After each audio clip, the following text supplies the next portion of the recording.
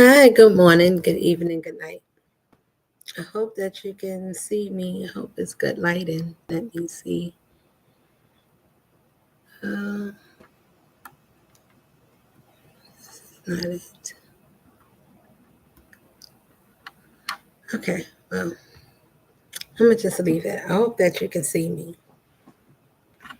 I hope it's good lighting.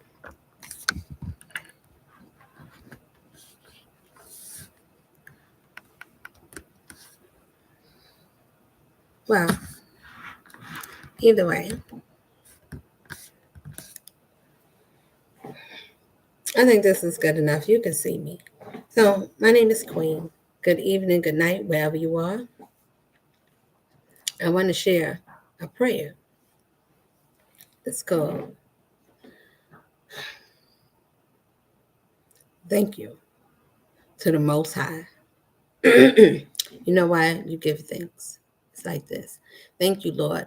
I thank you for all the things that you have done. I thank you for your protection, all the archangels, Archangel Michael. Thank you for being that one, a warrior that protects all your ones that believe the Most High, something beyond our original eyes, beyond the sun. We thank you for all the things that you have made us to withstand the things that we can't see, the times that you gave us a second chance.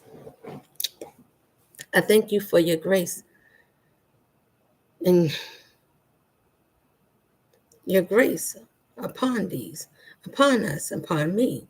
I thank you for touching many lives. I hope my words is able to reach many ones, close, near, and far. Even the ones that trampled so far, the ones that was born, the ones that had open scars, the times that we couldn't heal because we didn't think that we had bars. We had to find the times to hide our scars because we didn't think anyone cares. Where's the love? Who's real? Is anyone else out there can feel all the things that we feel indeed? Who is that one? Can you send someone that can feel everything and understand everything that each one of us feel? Who is that one? Lord, can you send someone? Who is those ones? Oh, my children, why do you doubt? I gave you dominion. Why do you doubt? I said, call on my name only when you are without and you cannot handle the mission that is too heavy for you to even find out. It's beyond you. You're not ready. So why even shout for the things that you know nothing about? Stay in your measures. I gave you my pleasures. You asked for me. I love you beyond measures. I know what you need of before you even ask. I see your days. You like my eggs. I wait for you to hatch. Proper timing is called divine. It is mine. Stay in alignment. Find yourself. Love yourself with all the measures. Use life. It's going to show you what's your life assignment. If you listen to me, then you will understand why you should love yourself the way I saw you. I saw you. I made you perfectly. If you pray to me, just thank me. You can't give me more than what I already given or given to you. I created everything, and I said I created myself in you. Why do you doubt? Who did you listen to? Did you listen to something that was nothing like you? So I give thanks to everything because everything that's me is you. Ashe, ashe. That's my love for you. Now, that's an introduction, how the Lord sees us and how we should see fit. If we miss it, then we can call ourselves, oh my goodness, was I a misfit? Wait, let me see if I need more light. Hold on.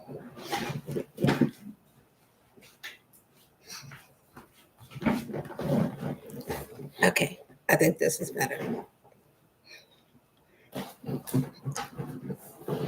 Okay, so as I was saying, love is the strongest weapon that you can ever find. And you need to have enough of it to get you through this life at this time. While I talk to you, let me see, it's 11:38 p.m. where I'm at.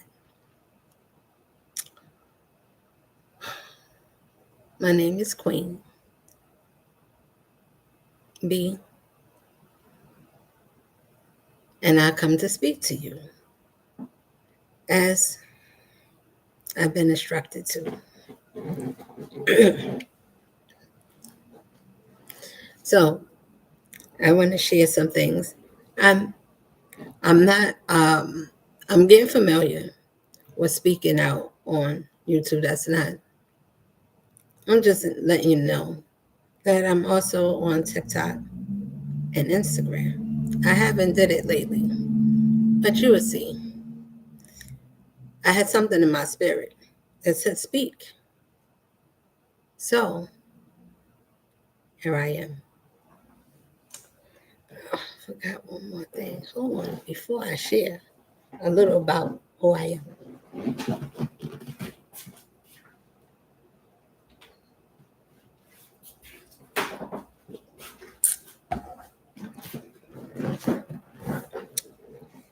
Pardon me, I'm back.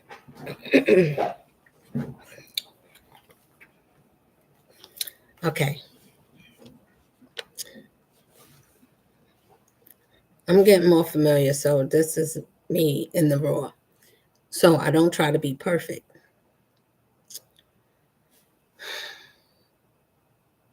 I just need to be me. Okay. So as I learn to be me, I'll get more better. Practice make perfect. Right? So I wanted to share some things. As I said, love is the strongest thing. It's the strongest weapon. So my people, I come to remind us that we are all hurting one way or another. Some of us feel good because we're okay, that we can still focus. I can still live. It's nothing stopping me from moving, right? So we say. So we do things to distract ourselves a certain way.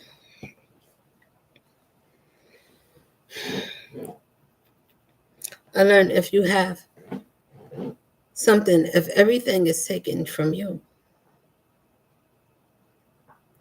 I use life because we all experience it.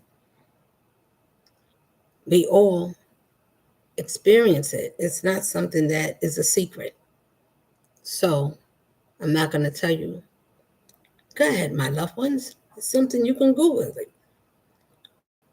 Go ask Siri. I don't know. It's up to you.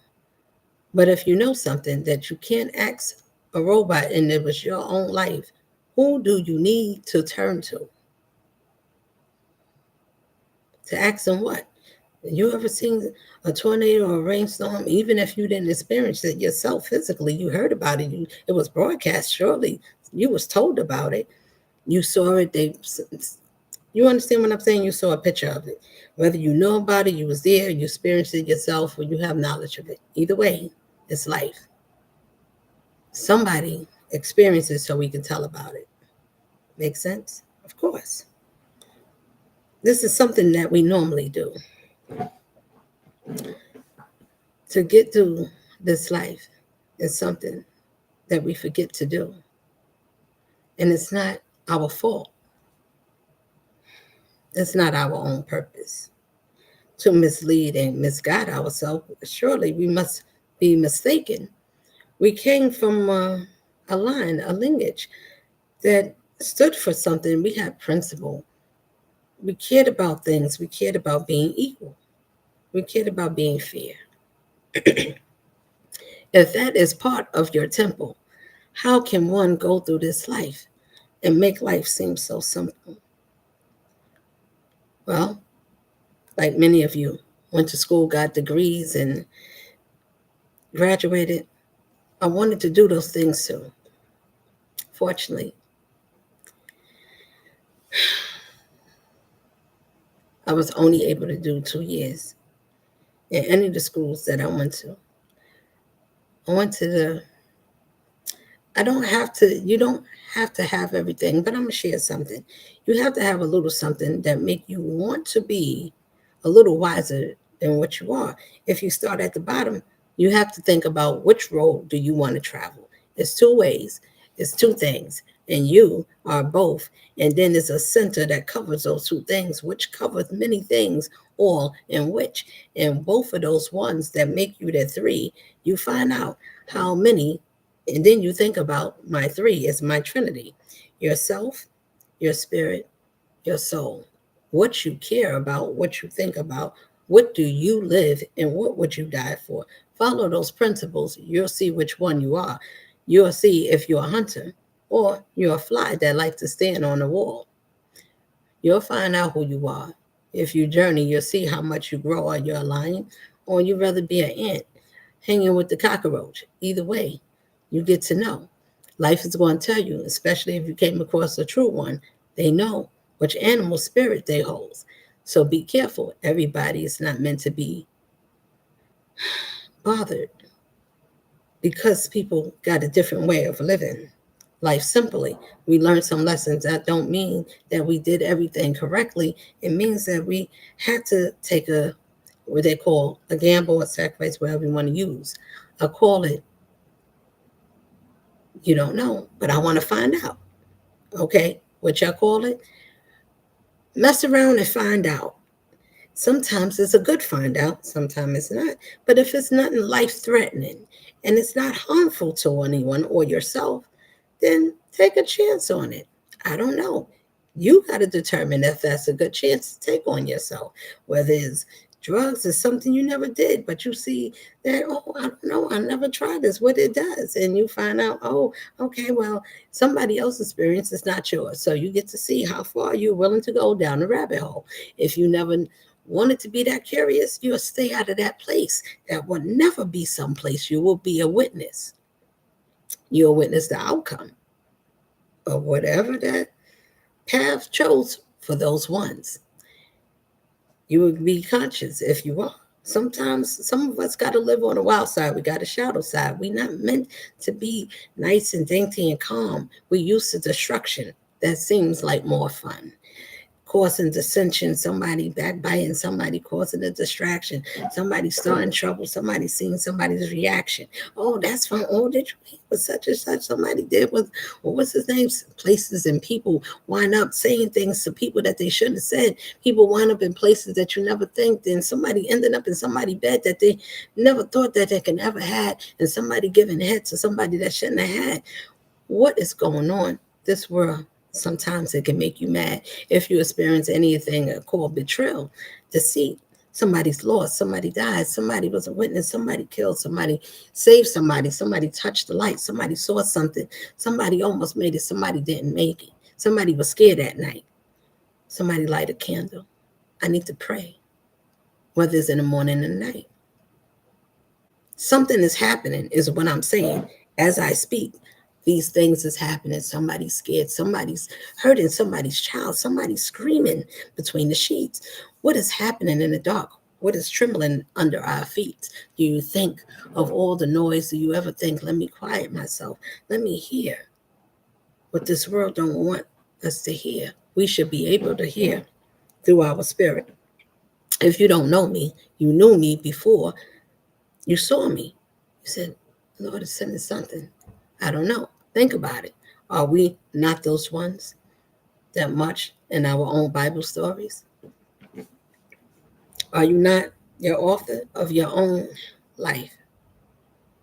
These are the things that if you can hold on to love through all those atrocities, up and down, the goods and the bads, the things that make you wrong, the things that shaped you from going wrong, the things that made you that could have made you mad, could have, almost did. Did you have a breakdown? What was it like for you as a kid? What do you think of after you get to this world? How come it doesn't make sense? Well, I don't know. You don't know because that's the only way you're going to be accustomed to, because that's the only way you have to know. One thing, life is going to be ups and downs. That is true. Now, if you're not true to yourself, That's the hardest part that it will be for you. So sometimes just being yourself, you got to know if being myself and giving up yourself is enough to make other people to like you. If you betray yourself, then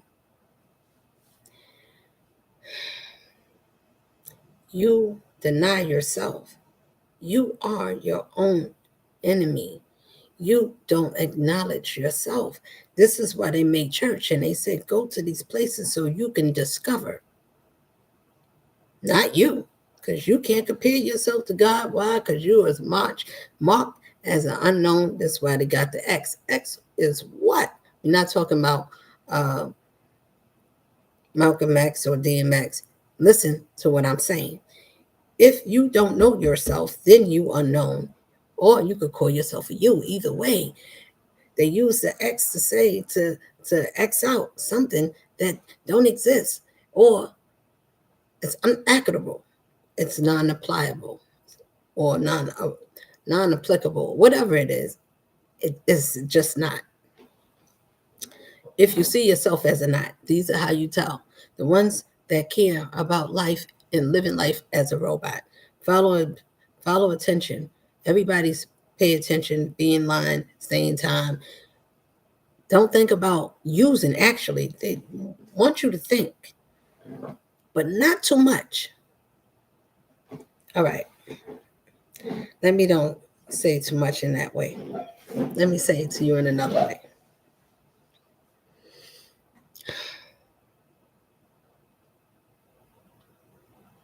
As we, as I observe and watching and listening to the things that we complain about, the things that we care about, the things that seems to make sense, things that don't, things that was already imprinted, things that was already alive before we even exist, that came to this world, before we was born, generations before that we were something. They changed everything. Something said no, never mind. Something is taking us away from that. We all feel it, we all noticed it. At different parts we was waking up. They call it, we say everybody's on different timelines. What that means is everybody is on different understandings of understanding life as it is called per person life experience. That is what that means. That means whatever your experience is, whatever you paid attention, if you paid attention with auntie and uncle and nephew or sister or mommy and daddy told you, if you listen to some good things, if you didn't have anything to go by that was a good example, why would you not follow? Why wouldn't you not change if you was able, when you got to a position, to be able to change your own tomorrows? Why would we compete or follow? Let me, I'm saying, why do we repeat bad habits if we see them and say that it's normal because it seems familiar? Oh, everybody has that. Everybody got something wrong with them. Nobody's perfect. That is wrong. It is wrong for us to think that way.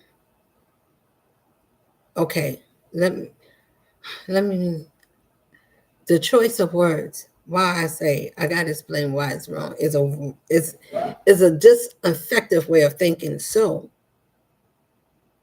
let me see if there's another word that fits for still what I want to say. So if you can still say a word, right, and you hear yourself, can you correct yourself? Or you still, not too many times I would change what I want to say. I would change it the way I want to say it, but I want to say it in a more understandable way.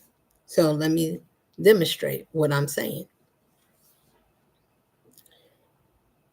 To be able to have an understanding and to be able to say about yourself, As I journeyed in your life, the things you experienced, the things you overcame, the trials, the things and the joys of life, when you did them, and when you did something good or something happened that made you feel good, something made you happy, what was that feeling? What did you do? What happened for you? Was it natural for you? Did you enjoy it? Is it something that you would like to do again? Because sometimes in life we can enjoy something, we can like it, but we don't want to do it again. We tried it. It's not my favorite. I enjoyed it, but no, I don't want to try that type of dish again. But I did like it, but it's not something I want to try again. That's the same thing as life. You're your own special choice. You get to choose what you want to experience in your own life. You should not limit ourselves to say we are not our best because we make mistakes. That is not what make us to be not perfect, is what I'm saying. The Most High said, we are born to be perfect. I made you wonderfully and perfectly made. I believe that. You have to believe that something that it has to be, if it's not your imperfections that make you a perfection from the Lord to oversee us and to love us anyway, can it be the things that we take for granted? I mean, could it be? Yes. We supposed to, we get chances, but is the Most High also taken for granted? Yes. So are we. We are, because we also take life for granted. As many times I didn't listen. Not because it's a difference. You need to find your own intentions. You need to understand why you do things and why you shouldn't. Do you do, or is you a person as a child that just did things without thinking, or because things would happen to you, just let it happen, and you were told to go along with it? It's okay to go along. It's okay. It's your fault, and sometimes you feel like it's your fault because nobody stood out, nobody protected you. So if you are not protected, if you didn't grow up in a way like that, but you made it to be able to be alive, and if a system that trapped your mind, when I say system, that means conditions of household traditional mindsets of thinking, situations that don't get resolved because nobody want to talk about it. It's too much. It's going to bring too much hurt, too much screaming. Something's going to come out. Too many secrets get revealed. Too many people gets hurt. No, let's keep it secret. Whatever happened, let's let it be bygones. I see you got some skeletons. I got some. It's called trauma bond. If you've been hurt, I've been hurt in this way. Maybe we can help each other and heal in some wonderful, miraculous way. Be careful. And saying, well, how do you learn how to heal? I learned how to make peace. If you look at this life and the way you get treated, and if you experience betrayal or deceit, things that can make your skin crawl, things that can eat your skin alive and make you feel so empty in your own seat. These are the things that you must, this is how I look at it. Either you're going to fold because life is not going to all the time be kind. But if you are, and you just say, well, I'm nice. And remember, when you start out in this world, we are very colorblind. We are not able to see beyond the veil. What is beyond the veil? Beyond the veil is like how you move the curtain, so when the sun come up and you move so the sun could come in. That's what it's like when you wake up. Who are you waking up to?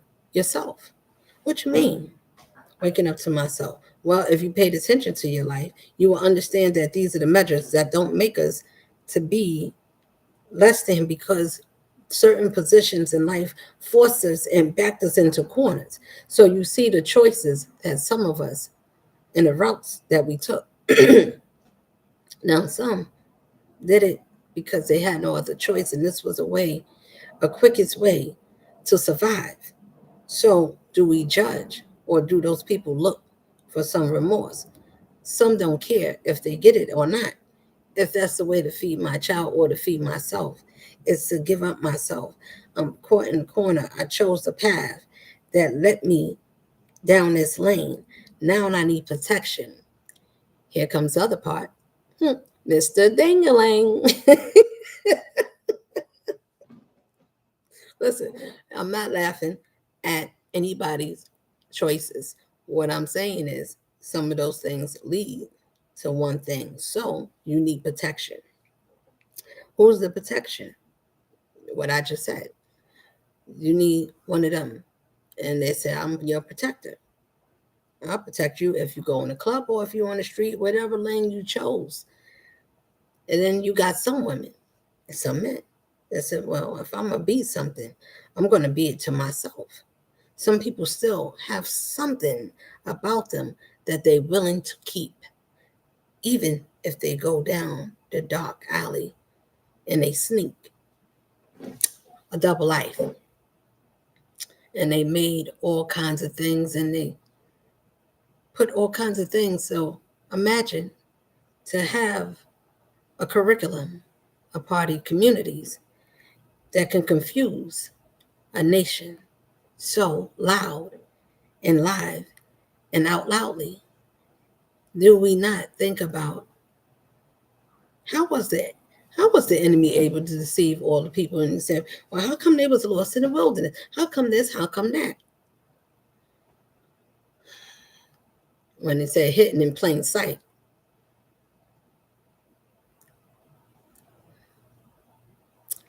Did you get it? Did you get the memorandum? Did anybody pass it along? Did they speak it in silence or did they sound an alarm? They put it in movies. They put it in our face. They campaigned about it. They made all kinds of stands. They even marked up the streets. They even gave it a face. Listen, they did all kinds of things. It was hidden in plain sight. And we chose to ignore it. Whose fault is that? If you got a bully, do you think the bullies let up because you're scared or you won't challenge or you gave up or you willing to give up so they won't keep their foot on your neck? Life is a challenge. You either rise and say, well, I'm going to keep going, because either it's going to say, well, each time I think this life could be offering, how much are you? How much are you worth? And if your answer is, you don't even have enough to give me, I'm not even for sale. Listen, I don't even know what to tell you. I don't know what type of pill you took. I don't know, but listen, this is a lesson. Read our own reading books. Love has to be stronger than whatever that arises inside that comes against you. You're going to have people to leave. Why? Is it possible, or why do we have to end up by ourselves? It's so lonely. I don't like to be alone. Why is it that we can't be alone to ourselves? Why do we need so many people? Why do we have to have so much? Why are we not full? Why do we still feel empty? If you have everything, you have enough, but you want more, what is that? It's greed. So I have wrote some names down of some of these things that, let me see if it's the principle, the seven, the demons. It's 9 of them. It may be more, but I got 9. So I wrote them down so I can explain them. Now, I'm going to put it in layman terms so we can understand the words.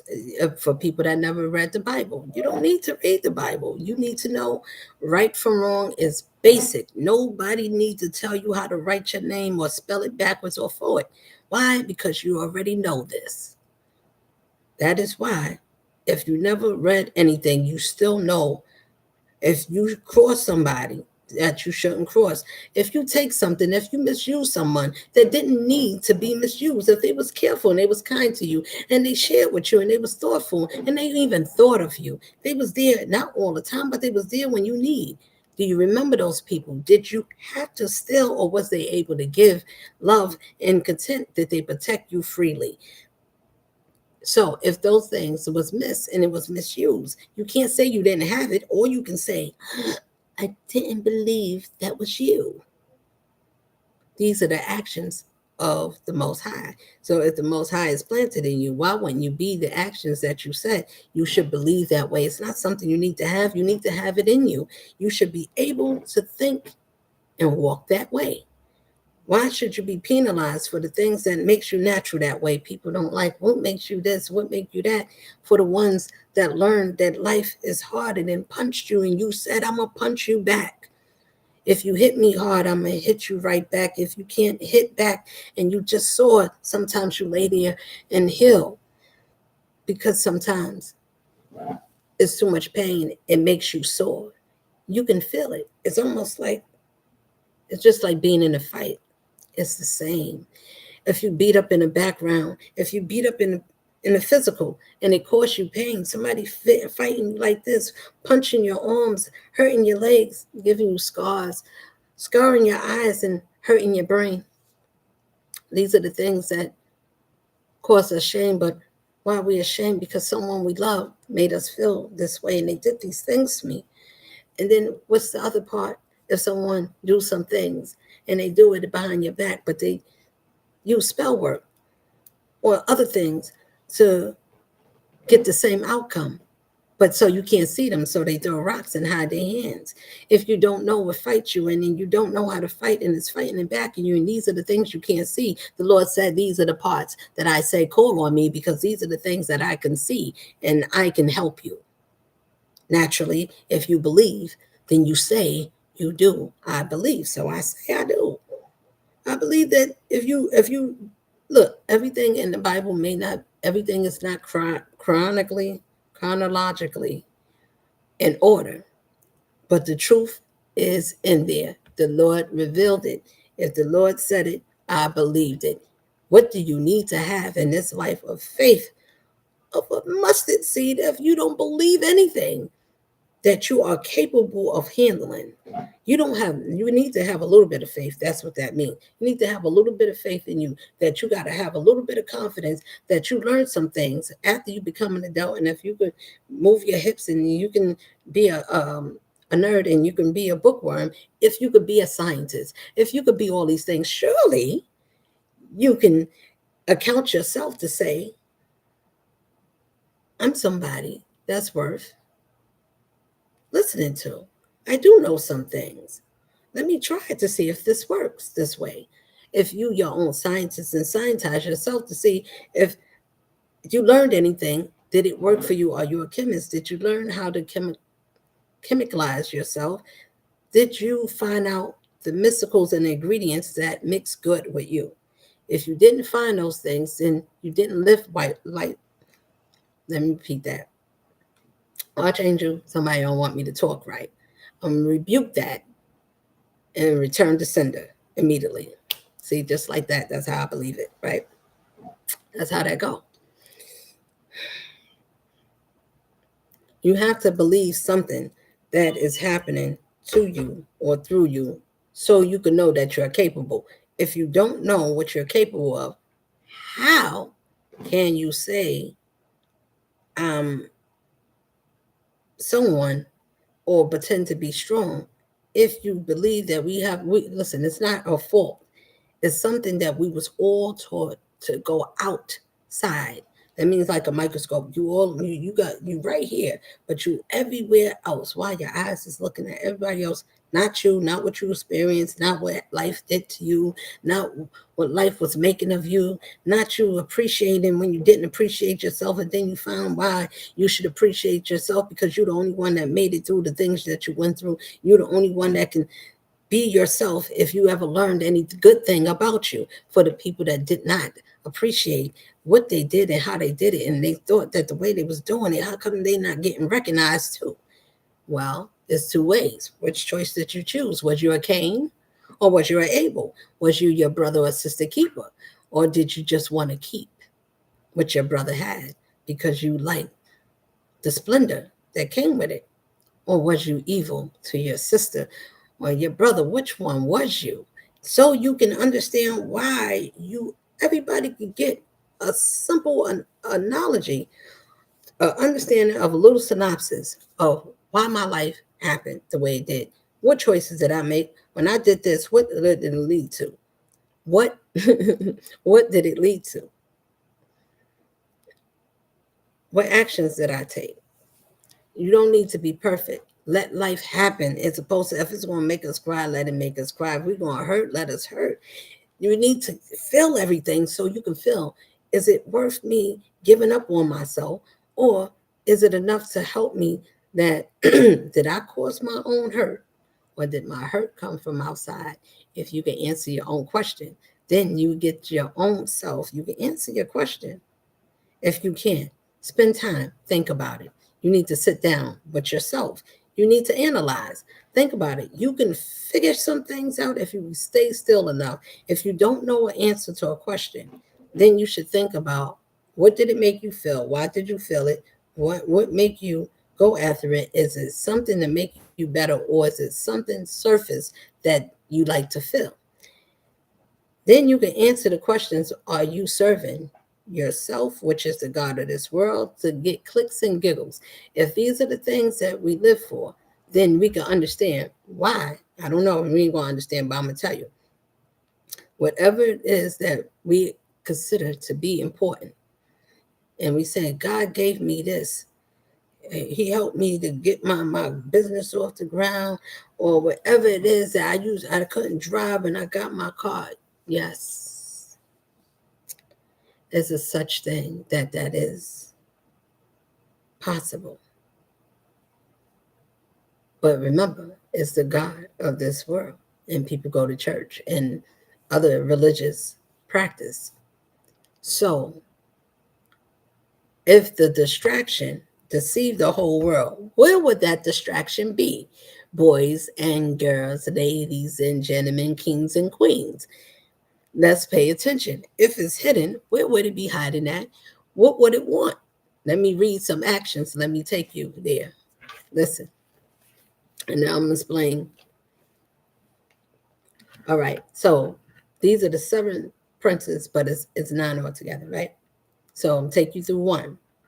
Leviathan, prince of envy, towering over internals, as his mouth is said to be, is said, wait, let me read it again. Leviathan towering over internals, as his mouth is said to the hell gates itself. After war in heaven, angels were cast out of grace for Lucifer. Envy, pay attention to that. If you have any of these things, these demons can make you do some things. Why? Because you entertain their demons. These are ones that probably lived, and if they conjured up, and if they roaming around, and your spirit fits of envy, if you envy anybody that you're jealous of, or you have some certain way, and the intent is not filled with love, oh, you have just what it needs. It can entangle, it can dance with you. You'll see them dancing all over the streets. They'll feel, they'll smile, they'll show their teeth. It is a difference. Someone with a pure heart would never be able to speak of love and balance. Why is that important? Because these demons don't need you to be loud. Sometimes they do, sometimes they don't. They know the quiet ones is hiding, so they stick out in the crowd because they silently envying, eyeballing, evil eye. What is wrong with my people? Listen, so when people say, where's the Lord? Where's you? If you any of these things, this is what happens to each and every one of us that have these attributes. I'm going to read along. 2, Mammon, prince of greed. He has wealth in power in exchange for human souls. I'm going to read it again. Mammon, that's number 2. Somebody, you could Google it or just rewind the video if you want. Mammon, prince of greed, he has wealth and power in exchange for human souls.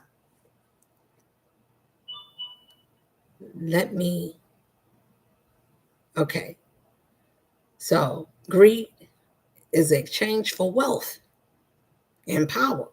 Greed is wealth and power for the exchange of your soul. What is your soul? Your birthright. I'll get back to that. I'm going to read and I'll explain after. Azazel, prince of war, who laid with human women, and his offspring became Nephilim. Listen, that's number 3. Azazel. Azazel. Okay?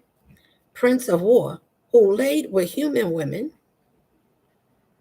and his offspring became the Nephilim. Number 4. Belphegor. Now, I don't know all these demons, but I do know I have nothing in common with them. As far I explain. Let me continue.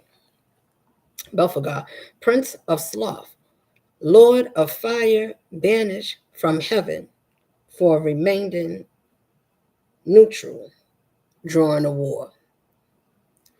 Belphegor is a sloth lord of fire, banished from heaven for being neutral during the war. That means that he knew of it and stood and watched and didn't say nothing. Somebody's spirit is that. They will watch and say nothing. They can see something that needs to be corrected. It won't say nothing. You see what it says? You get banished for that. It's a real thing. Keep listening. Let me continue. Asmodeus, prince of lust, he desires a mortal woman named Sarah. And Sarah's, please don't be offended. I'm just the messenger. I'm just reading it. Okay. Let me go back so I can say it again. Asmodeus, prince of lust. He desires a mortal woman named Sarah, and a jealous murdering, jealousy murdered 7 of her husbands.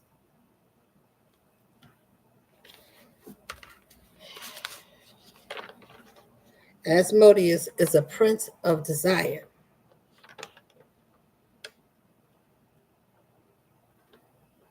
Now, listen, she's a prince. If you didn't catch it, catch it. I don't know many princes that's a she. I know a princess, but it's a prince. I don't know. That's what it was written, so I wrote it down. So listen to me. Asmodeus, a prince of lust. He desires. Now, listen, this is a man saying he lusts. Now, pay attention.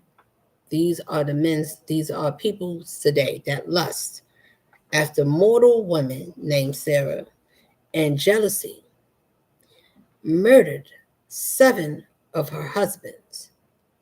Woo, that's a cold one. Either murder or she's married, murder her husband so he can have. Lust is a strong desire. It can make you do some things, strange things. Listen. 6, Beelzebub, prince of gluttony, lord of flies, chief of the abyss. Gluttony. Ooh, listen to it. Beelzebub, the prince of gluttony, lords of flies, of the abyss. It's a lieutenant, chief lieutenant. 7, Lucifer, prince of pride, first of the fallen angels. Pardon me. Listen. Lucifer, first of the fallen Lucifer, prince of pride, first of the fallen angels, and grand ruler of hell. All demonic armies obey his command. So Lucifer is very powerful. Pride, isn't that something that we are all told to let down inside? I'll get back to it. I explain. Abaddon was the first and most respected of all. A man worship his prominent as a god. His okay. Just as Horus worshiped his father, the emperor of mankind, in turn, first captain Abaddon of sons of Horus joined the Great Crusade. Abaddon means destroying spirits have deceived mankind because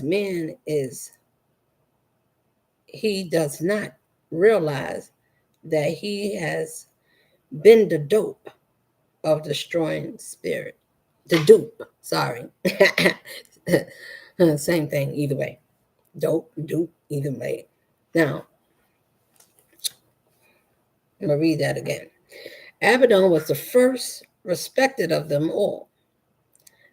A man worshiped his prime, his pardon, as a god. I don't know what I wrote, but it's prominent as a god. Whatever he worshiped, it wasn't holy. Either way, let me continue. Just as Horus worshiped his father, the emperor of mankind, in turn, first captain Abaddon of sons of Horus during the Great Crusade. Abaddon means destroying spirits have deceived mankind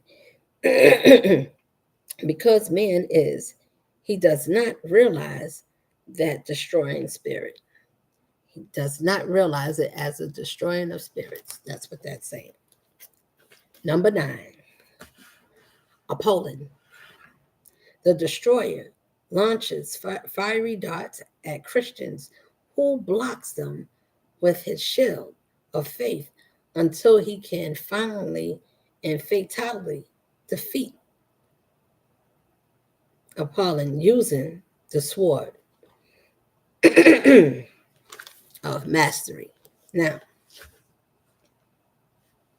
I'll finish that off. Do you care for me to explain, or is it self-explanatory? No, it's not. Let me explain it.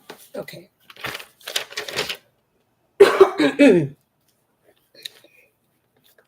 Drink some water. Okay. Leviathan. Envy. Towering over eternals. Who's the internals? In the scriptures. Not all the time I'm going to use, but you can look at it in Revelation. You can look at it in Corinthians, any parts where it tell you about eternal life. So it says internals. As his mouth, he's towering over eternals. His mouth is said to the hell gates itself. After the war in heaven, angels was cast out of grace for Lucifer. And Lucifer is something. Now, casting out of hell gates. Why envy? I explained to you. Why be envy when it's disrespectful? It's disrespectful. I don't know another better or a different way to explain why it is. It's just not. It's not appreciating who we are, why we are, the way we are, for who we are. even when we are not appreciated for being who we are, even if somebody goes against, and a lot of times that make us want to hide like it's a turtle in a shell, or curl up and be a clam or something. Just hide and not be seen. Because if we just be ourselves as people, we listen to how they think of me, how they think about people, my choices. What will people say of me? Who am I? I don't know. I'm confused. I don't even know who I am. I just want to be free. But being free means that people will mock me. So I become envious of those that is not ashamed to be themselves and to say, I do all these things. I did this wrong. I played this way out. And they envy people that can speak the truth and say it's okay that we was broken and you did some things and you went the other way and you went astray. As long as you don't go all the way down and you don't go all the way to the left and you don't go all the way down the rabbit hole where it's nothing left to hold you as blackness, you can't find your way back. You're in the deep darkness of the abyss. You left. You chose to not to come back. You chose that life. You're certain. You're not thinking about being good. You're not thinking about a conscience. You're not thinking, I want to feel. That was the whole purpose of going that way in the first place. So they use things to block our vision. What I'm saying to you is you have to be your own self, be true to your own self, be true to your nature, be true to whatever it is that you believe. I believe in being a righteous person. I like to mind my own business. If those are your principles, then that's your principles that you should follow. That's the way you live. You should understand why that is a power, that is a righteous side of you that gave you authority and dominion to walk as you do. Yes, do we all have free will? We do. Do with it as you will. But is your will going to cost you if you misuse it in an unrighteous way? Would it catch up to you? And if you know what you're doing, if you like, I don't care, I can do anything to anybody. Think about it. These ones gets called on. These give protection to those ones that have these qualities. Greed. What is greed? They gave us all the seven sins. If you watched Seven with Morgan Freeman and and what's his name? He's a very handsome man. He played with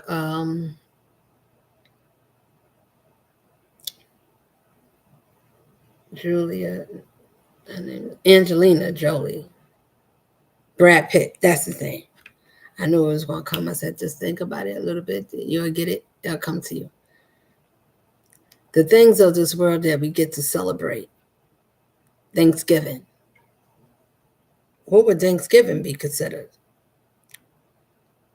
Thanksgiving would be considered as greed. No, gluttony.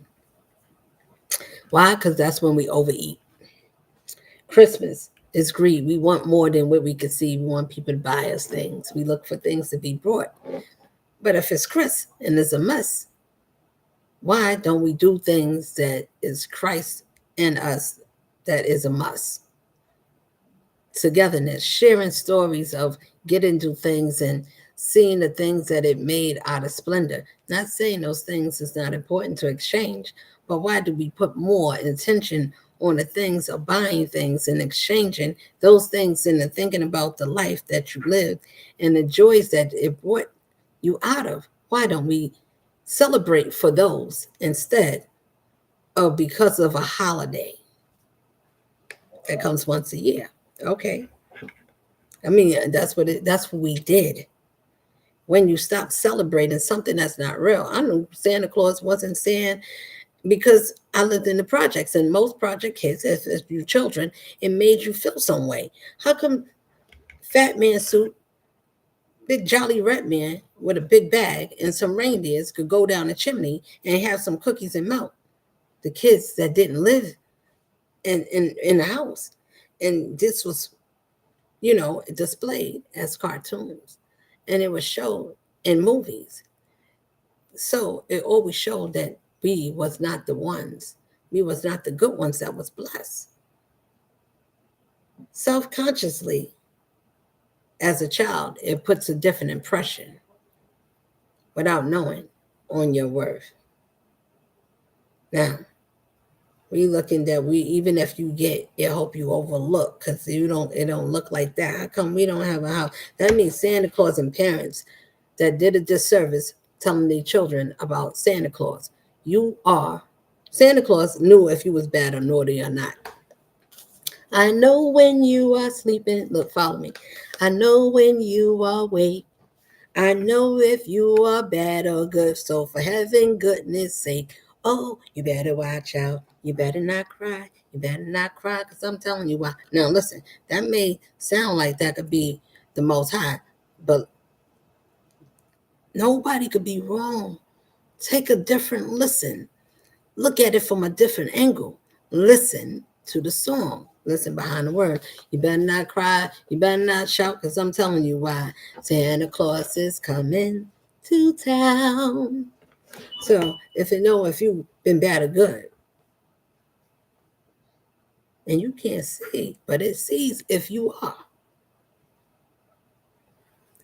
That one that they use and put them in the candy stores or whatever. I remember my parents, and every parent did the wrong thing that they said for all children to not to do is sit on a strange man's lap. And every parent that celebrated or had one of the Santa Claus men that was playing Jolly Ranger, Jolly, Jolly, hey, Sandy or Cindy or whatever your name is, what do you want for Christmas? Tell me. A strange man, kids was whispering, and he's listening to these secrets.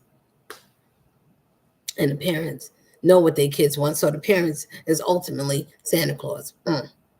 Whoever the loved one is that's bringing the gifts.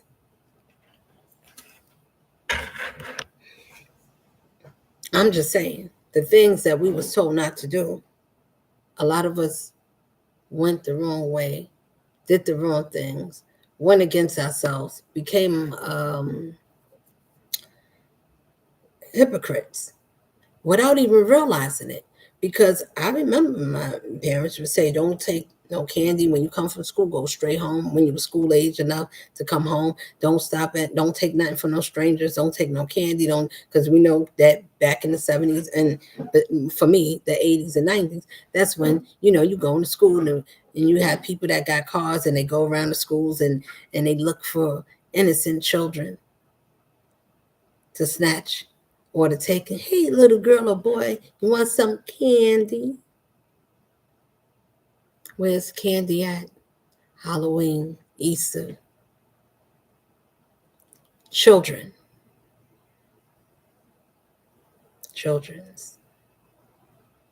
Easter, Christmas. You think it's really for the adults? It's real still thinking about, let me tell Santa Claus and go sit on Santa Claus' lap. Who are these holidays for? Mammon, greed. I said, Christmas. Then if you got all of these, the more you have, if you got envy, you got greed. Then you got Prince of War, the ones that start trouble, nitpicking, can't wait. Something is burning inside. They need to fight something. Something is angry. Something is boiling. They can't let down inside. Somebody they got to hit. They got to fight. They got to flip. Azazel. Azazel. I'm sorry. Yeah, that one will find you. Belphegor, sloth, fire, banish from heavens, from remaining neutral, friends that act like they didn't see, people that stand, they see somebody doing something wrong, they go like this. I ain't really see. Nah, I ain't seen nothing. You gonna tell? Nah, I ain't gonna say. Nah, I ain't seen nothing. They know you doing something wrong to somebody or someone. Anytime you overlook and you turn your head, you turn the other cheek. You're responsible for that one. Did you not understand? Are you your brother's keeper? Would you tell your sister? Would you guide her? Would you touch her lightly? Sis, I still love you. I know that you're hurting. I still love you, brother. You going the wrong way. Would you correct that one, or would you say nothing and act like it didn't happen? Guess what? When something bad happened, that's your own boomerang too. I didn't even do nothing. Exactly. That's why that happened to you. You did nothing. You got to get back what you're supposed to do. You did nothing, so you get back everything because you didn't prevent nothing from happening to you. Sense. I like it. We all need to use it. Asmodeus, lust, a desire, a mortal woman named Sarah to be able to be a man to take out the husband. It sounds like David, right? Did David put a man on a line to take out a woman's husband? It doesn't matter if her name is Sarah or not. Look at the action. You have one of these actions. You're not all the way gone because you did one of these actions. Is you can do something that you like, but once you're attent and you love and you understand the spirit that you hold, you understand that these things, if you have all of these are worth crushing your own soul. You would give your life for everything: greed, lust, murder, wrath, all the things that has nothing to do with the best of you. You'd rather put out your own lights. You'd rather feel nothing. You'd rather have that power.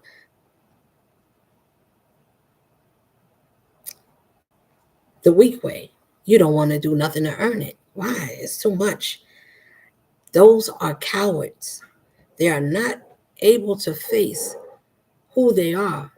So you cannot love. When I understand what is that? Well, if you give everything and you don't get it back, and if you have given everything and you didn't have enough to give yourself back, then you're depleted. You could be um, exiled or executed. You can't, because you didn't have enough of yourself to give you enough confidence to build yourself back up.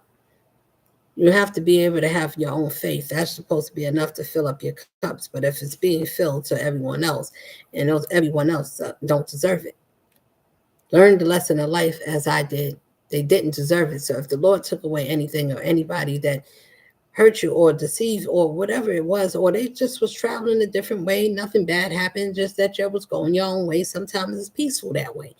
We enjoy life. Life is not always a headache. Everything is not bad when we go our separate ways. Sometimes it's the beauty. Sometimes it causes pain, but we need to find out what part did we play. Is that our life plan? Is that my example? Am I part of that? What part did I play in this life? How did I get here? Did I do anything for the Lord that says it loved me? Did I love myself back? If the answer to those questions is a no, then you should not be angry. You should start to sit down and think about, where did I go wrong? How can I make a U turn? What do I need to do to go back? You would have to leave and lose everything if you went so far that the Lord said, I was trying to catch you, but I'm not running after you. You keep going in the dark. I'm not chasing. I know where I'm at. I'm the light. If you want to come back, come back this way. Life is going to be peaceful. If you're peace, you would travel that way. You just believe like that. You don't need everything. You need everything that could make you peace, regardless if you have nothing. If everything was taken away from you and you only have yourself. If you only have yourself, what else would you do? You would have to depend and say, well, I just have me. God said, if everything was taken away and I'm still here, then surely He's preserving me. You could call it a he. I like to say she, but I'm keep it simple. I'm not trying to start anything, but I'm gonna tell you. And sometimes we choose these routes, and especially for ones that we want to live a double life. While at night, I'm a villain. I'm a vampire at night, but I'm a whole straight person that preaches the word, and I preaches the word right, or I live for God, and I like to say I'm good and I'm good and I'm not. Are we deceivers of who? Ourselves, or as many? As you deceive yourself, you're not at peace with yourself. So when we say we happy, we may not be happy with circumstances, situations, but when it's a different thing if you're not happy within you. if something about you, the way you live your life, the choices you made, make you feel like it's not something I could really be proud of me, I don't like nothing about me that much as I thought I did until something came and spiked me. What is that? It's something that says, I'm coming to touch your soul. You have to let go of the old ways of you. It's crushing your soul. If we understand the actions that we take, many actions that we take of a wrong road, or the choices that we have to be okay. I'm okay with the outcome because I had to get disciplined in this life. We must be disciplined. How else will we be respectful in this life?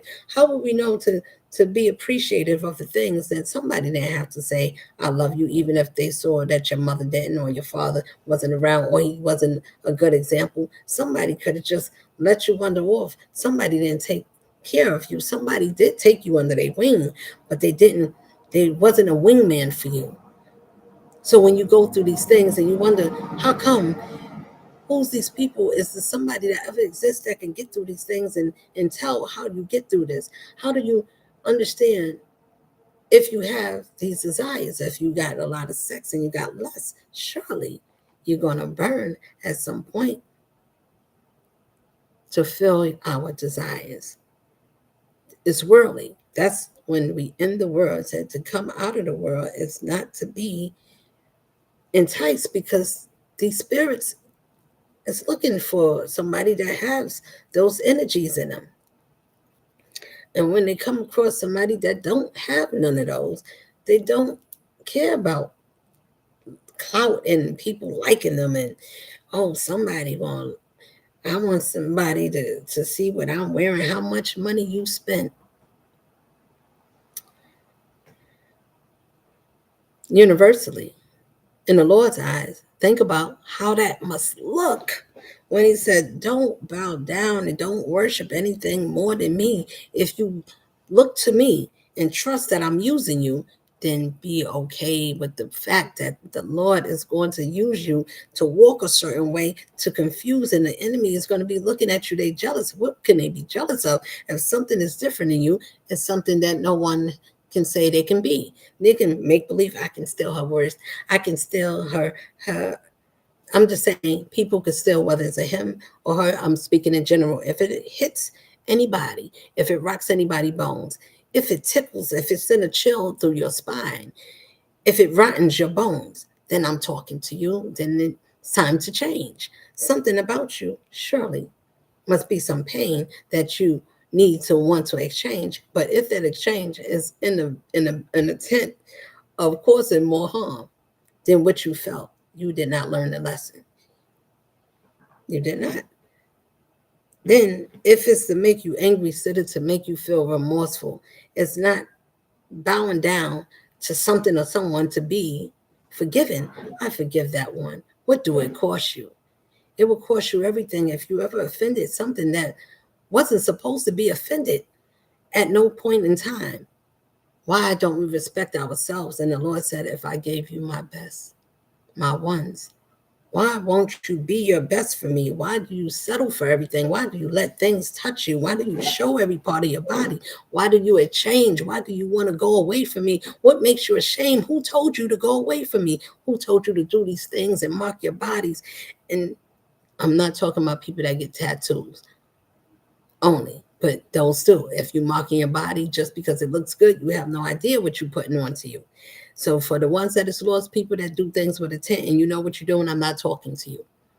Pay attention. It's time to look, because it's people that make believe they know and people don't know what they're doing. They just following along because it looks like something and they just want to blend in. Can you get the blenders to stop blending? Can you separate with a shifter the real from the fakers? You got to catch them. They like lumps. You can't miss them. They are hidden in plain sight. If your eyes is open, how can you miss? You know how you do it? You got to measure yourself. Because if you're measuring yourself in a good way, then you know to measure everybody against you. That way, if they're not you, then something is wrong with them. Yes, we can have different ways of opinion. But if your spirit is right and we serve the same spirit that say we are even, we need to have a meeting of the mind. We need to make peace. We're here for healing. Nobody's arguing with that. Nobody's questioning and having a different, well, let me come from a different angle with that. Well, let me see if I can say it a better way. Well, I got a shorter way. If you had a shorter way, how did you live your life this way? Everybody has the meeting of the minds that join together. If one is alone and that everybody say that they was your friends, and suddenly your loved ones and the ones you cared for, the ones that asked you for advice, the ones that you gave advice, and some that you took advice from, the ones that said, I'll always have your back. If you call, I will always be a call away from you. I will show up. I'll always be there for you. I will never give up, but I will never walk away from you. I will always have hope. I will always have hope for you. I'll pray for you and pray for you. Not all the things that was rolling until it was rolling. Not the more that you was going, you seen people fading. You started hearing or seeing plots. Things started not adding up. This is universal. Everybody that understand what I'm saying, or whether we chose it or we just live life simple.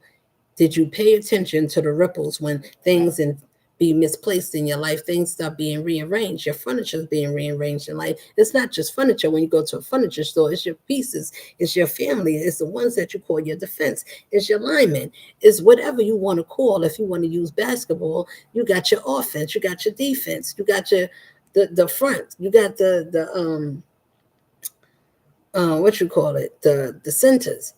Whatever you want to use all your measures. You got people in your life that's placed like that. So when you don't have your lineup and your linemen pretend to be your lineup, and then when you go to fall and they said, look, if you ever fall and you fall back, we'll be here to catch you.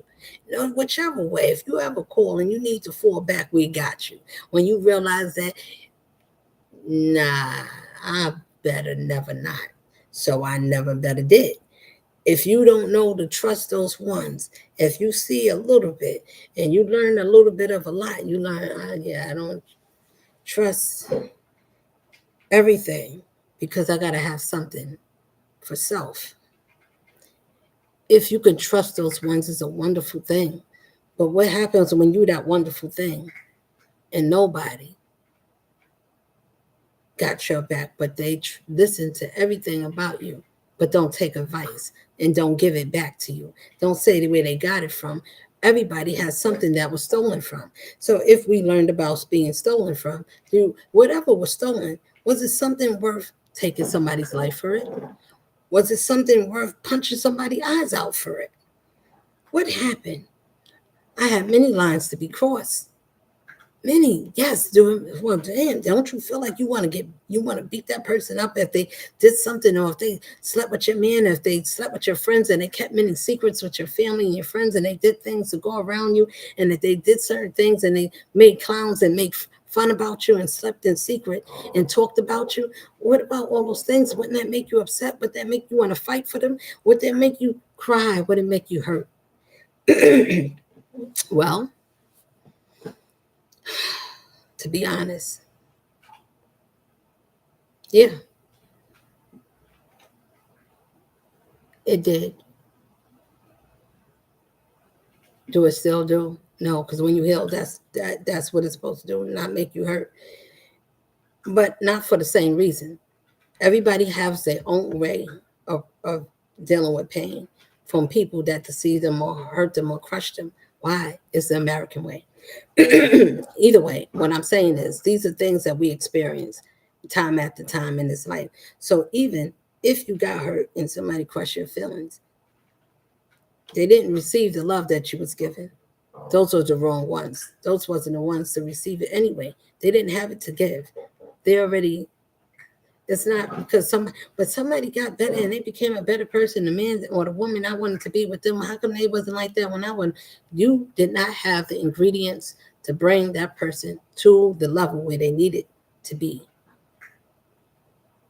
You did not learn, or you did not have it. Just was not there. Sometimes people got a break so they can see themselves grow to someone that can help them mature in a healthy way. They have to want.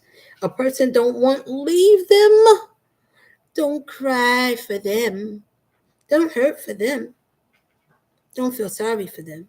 Because if they don't feel sorry for not changing for you, or wanting you to be a better version of themselves, the way you see them.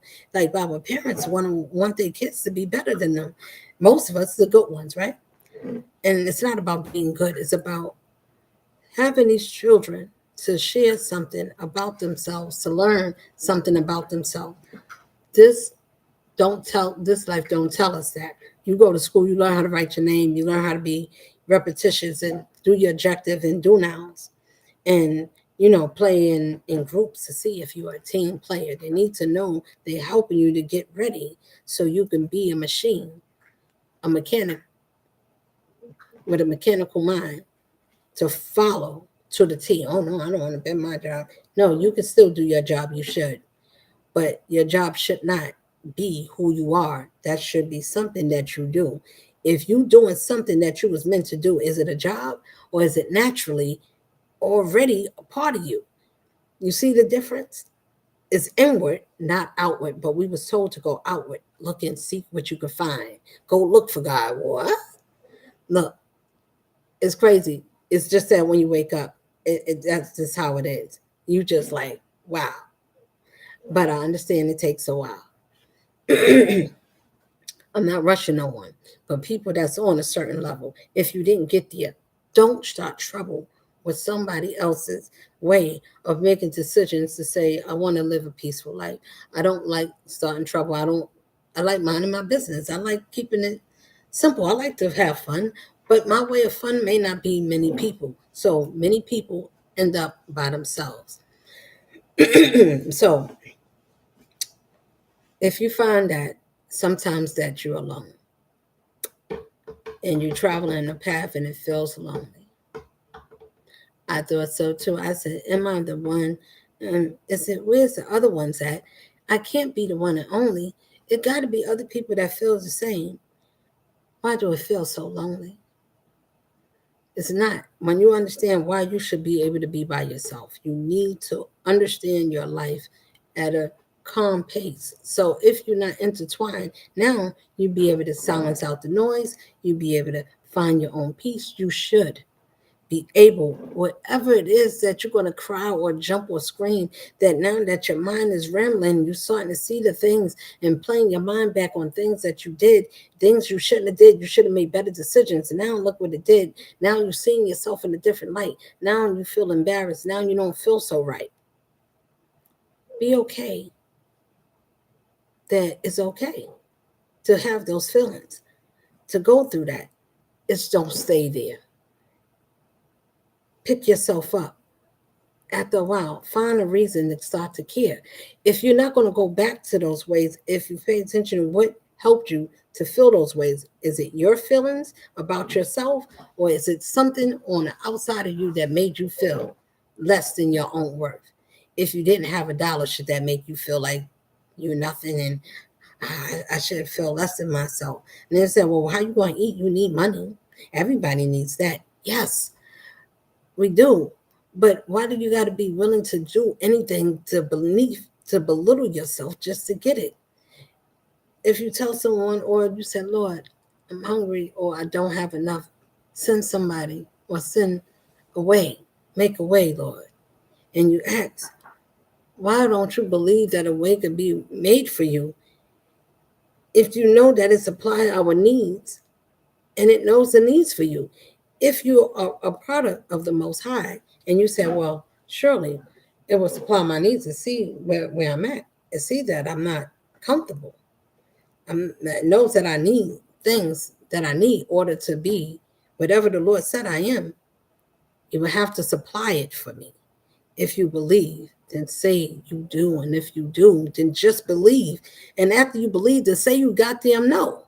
I know that the Lord's going to work it out for me some type of way. I don't know. I just believe that if I made it this far, surely it's a reason for me to stay. You don't have to know all the answers. You need to be the answer that you seek. If you're unknown, then discover yourself.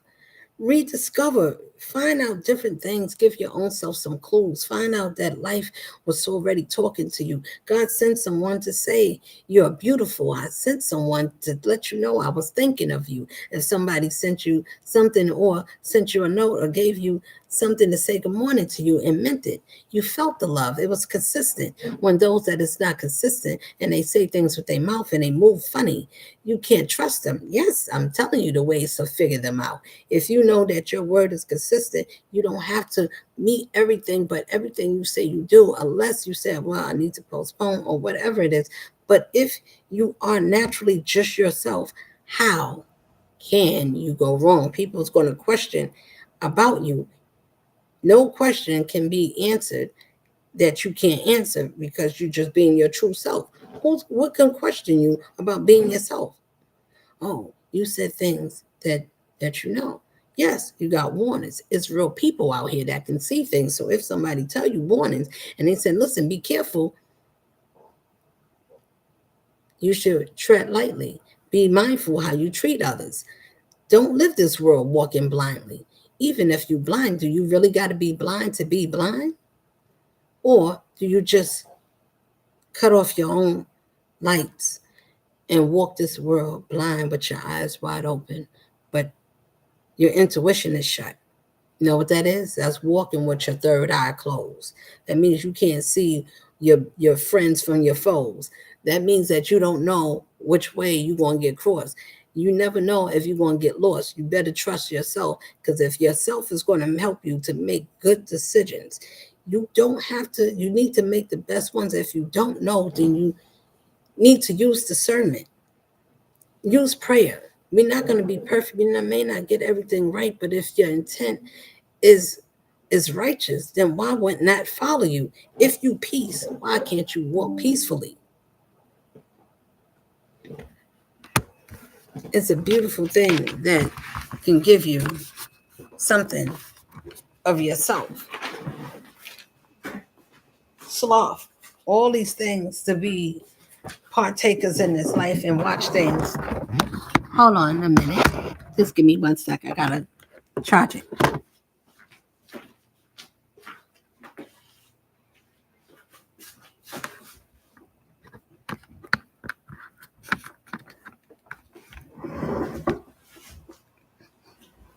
Okay. So, as I was saying, sometimes we have to make tough choices. But if you stay in line and use your own, if you make good decisions, why wouldn't favor follow you? If you say, I believe that it is a power, that something I can't see, something healed me that I could not put my hands on, something I felt, I thought about something, I thought about someone, and I haven't seen in a long time, but a thought came to me. And I thought about this person. They happened to call me, or I happened to run across them. I traveled this world and I bumped into them. I haven't seen them in a long time. It was wonderful to see. You cannot prepare yourself to go out your door or to travel somewhere and to think or to see someone that you haven't seen, or to someone that what you was thinking or was thinking of you. And what they say, oh, you're gonna live a long time. I was just thinking of you. Isn't that what it said? Yes. So what I'm saying is, you don't know what's going to happen. Why get excited for things? And if something is, you don't know who you're going to meet, how it's going to happen. But I tell you one thing, if you are content within yourself, you should be able to feel, if you got to a certain point, you challenge yourself, you learn some lessons, now you're seeing yourself grow up. Those that didn't grow up, you will see with yourself when you cross that part and you cross some things off your list. When you do, and you look back at the things or the people that you was around, you'll see if you journey further enough. And then you can see where people was left. If they was left mental, you would see it was on a level that you was never meant to stay there. That don't mean that it's people's beneath you. It means that they are, well, listen, they not there, they did not raise the conscience. You have to raise your vibration. What that mean is, let me try to speak in simple terms so people don't seem like it's, you feed yourself positive thoughts. Feed yourself some good food, which is positive. Is a brother Cal. Everybody should watch him. He speaks positive affirmations for women. Is a good example of what a man is, what a man would do when he see a single mother as his own, raise her own children on her own and didn't complain. A man that knows that as many women that shares that same strength and that same pain that we share both worlds mothers. It's not taking nothing from the fathers. But the women give birth so the men can be fathers. So that means that we are the creator of life. We give birth to both. And sometimes in this life, because we didn't treat our sons right, and if they wasn't protected some way, they become haters. They become haters of where they once was came from. If the mothers was an example of what they thought a woman should be. In Romans, it let us know why it would turn us to ourselves and made us lust between the sheets, but in between the worlds outright, in the daylight. I'm a man, I'm a woman, I got kids, I have a wife, I have a husband. They are part of another life. They call it the best of both worlds. Those worlds is dangerous when they collide. Why? They live by a different code. They have a different system. They would kill for their pride at all costs. So for innocent bystanders, like a person like myself, you'll be caught in something that wasn't meant for you. You don't know. You just, oh, just a regular man. He's a regular girl. And you never know who is into what. You don't know everybody believe because they say God. All you got to do is say God, and I know that that's all I need to know. Yes, because that God is the God of this world that would get you all these things. And they do it with a smile. They come dressed up. They look presentable. But the difference is that spirit doesn't wake you up. It was let you feel something, but it's not vigorating. You need something uplifting, something to get you to be upstanding. You should want to be celebrating. Why do you celebrate? You should celebrate the things that you went through and how you got through it. Why do you still have your mind? Why didn't you lose that too? Why didn't you cry, or why didn't you fold because your loved ones is gone and you standing by yourself and you say, I'm all alone? Why did they turn around? Why did they turn on me? Why did they abandon me? Ask the questions that the Most High will say. That's how you make me feel when you don't have belief in a power that guides you and watches you a certain way. Why do you say you're imperfect when I made you perfect? I gave you intelligence. I gave you a way of thinking to do things correctly. You get a choice to see what God you want to be. You can be the God of light or God of war or God of love. Which one? Or you can do both and you can show in the middle, be peaceful, which is love.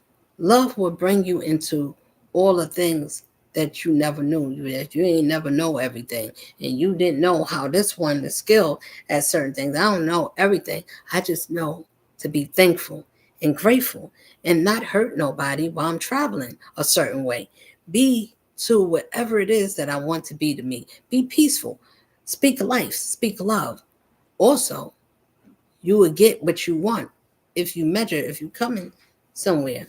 You want to be equal. So if we being equal, right, to be fair is a balance. Don't give more than what's being given. I had to learn some life lessons. And you're going to have some things that say, well, how did you get through it?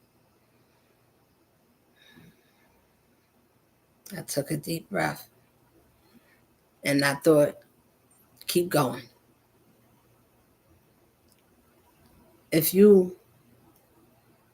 We all are, let me say it again, we all are our own person.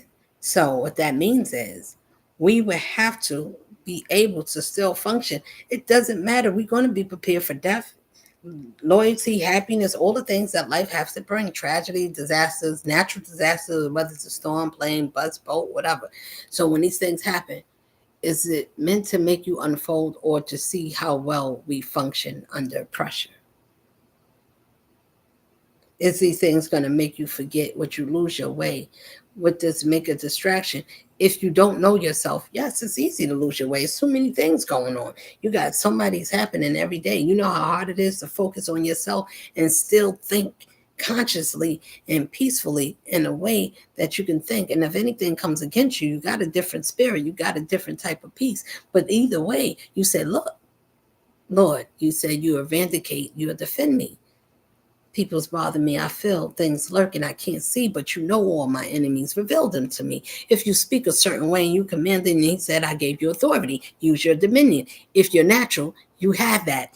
That is your own. That is your own spiritual weapon. Who gonna fire you and get arrested? Why? Because you said, Lord, defend me, vindicate me. These are the ones that prosecuted me. I did nothing. If your hands is clean, then you can call judgment. So if you can, then say you do. And if you do, then that's how you is. And that's the only thing that you know. If you say you true, and then that's your truth. Somebody want to verify, okay, verify it. That's the way I walk. What you mean?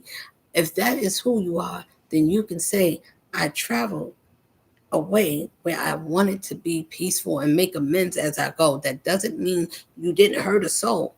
Yes, did I do all the things that I said? You would have to do that. You would have to be somebody that was going the wrong way, needed to be corrected many times in life. You had to be checked how to talk or whatever it was in my own walk in life.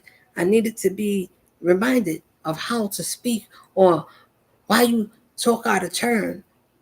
I'm like, I didn't talk out of turn, but if you didn't talk correctly to me, then I spoke up a certain way. I didn't curse nobody if you was an adult and I was younger than you, but I did speak. And it was almost like this child has an audacity because I was younger. They looked at that. I looked at, if you respect me, I respect you back.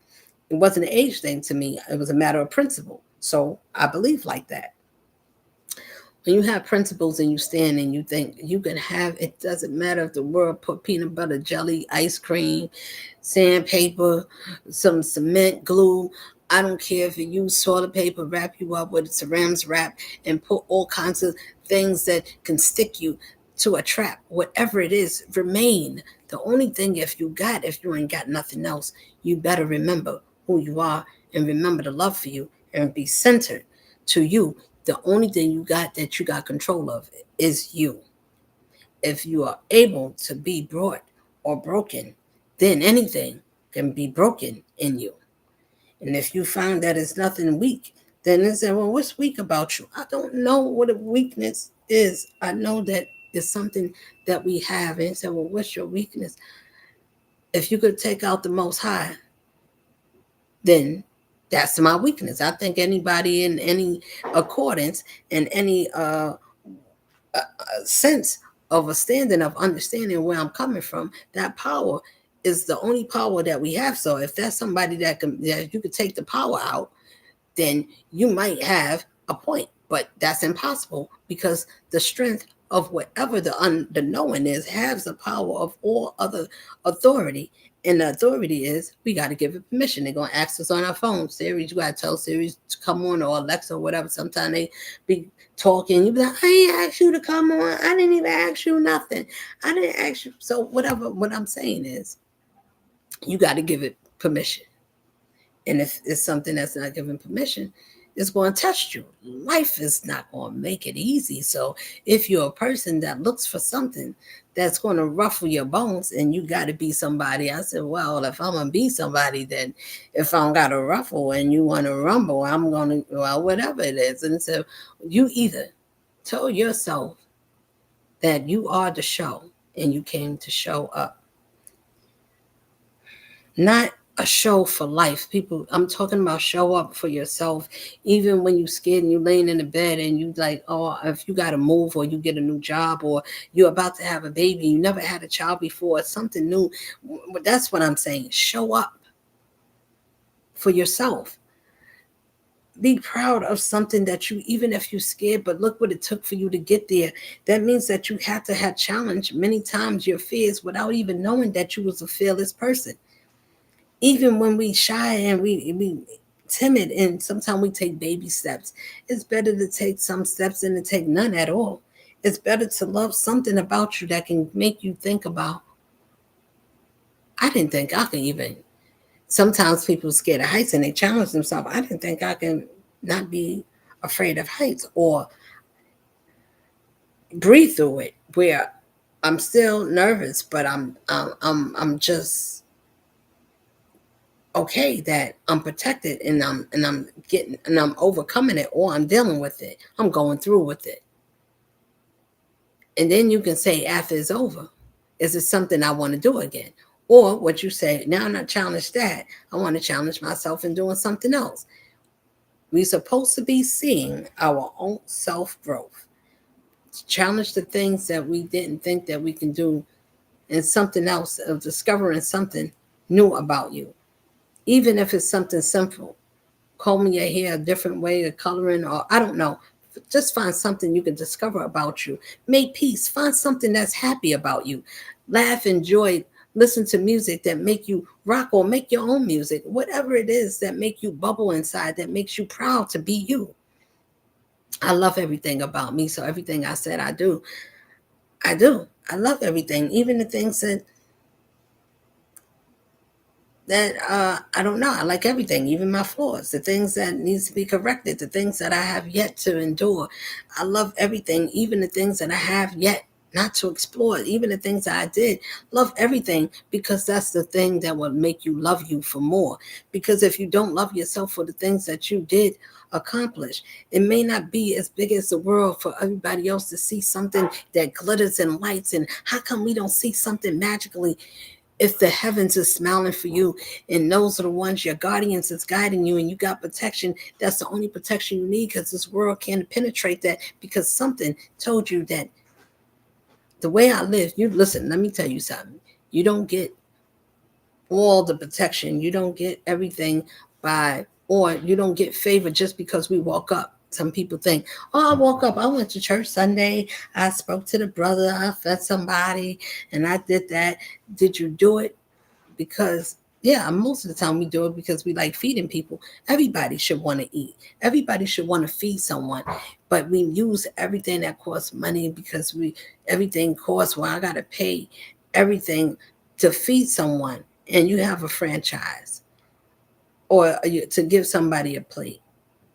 It's not going to take nothing. And you say, well, what if everybody else come? Well, then use discernment.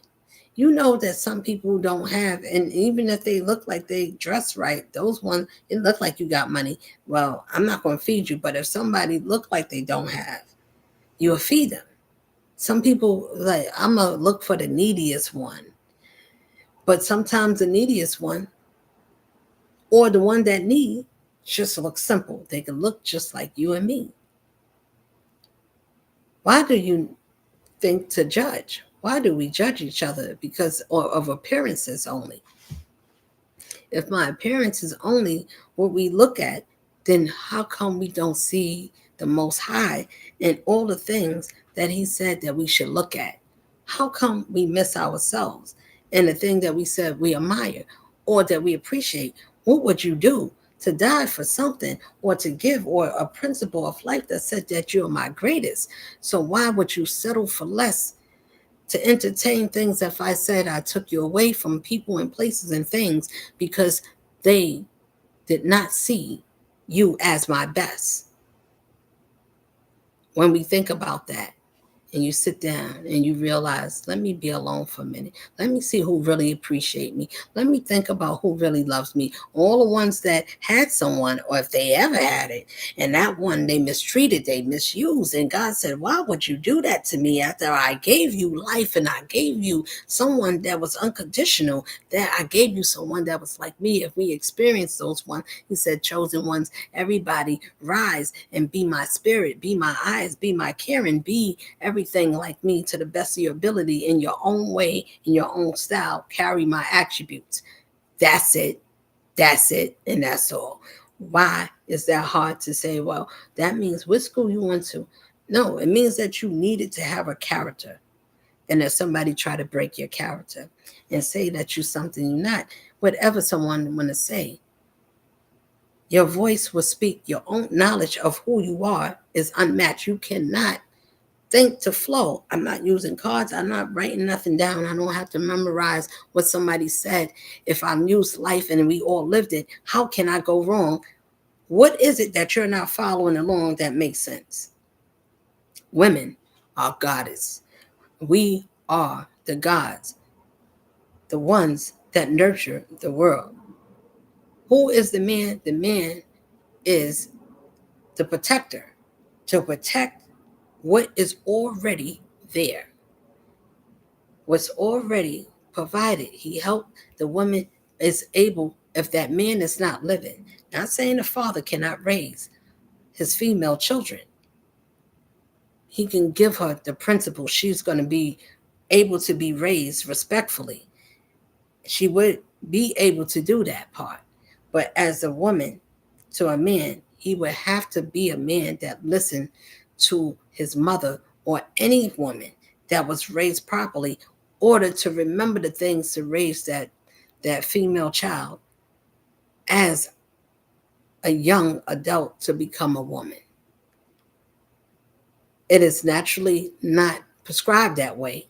So it is not. That doesn't mean a father cannot do a wonderful job. He can learn to do his daughter here. He can take her to school. These are marvelous things that every father should want to do. It's called learning the balance. If the mother's there and I'm able to pick up the slack to the best of my ability, that daughter needs to trust that man. He needs to love her with all security, with boundaries intact, to know that you don't hurt or cross anything that you gave life to. You preserve it. You want it to grow. You want to protect it and nurture it so it can blossom in the ways. So when it goes on its own way, when she reach herself and go out, she remember to measure the love that you gave.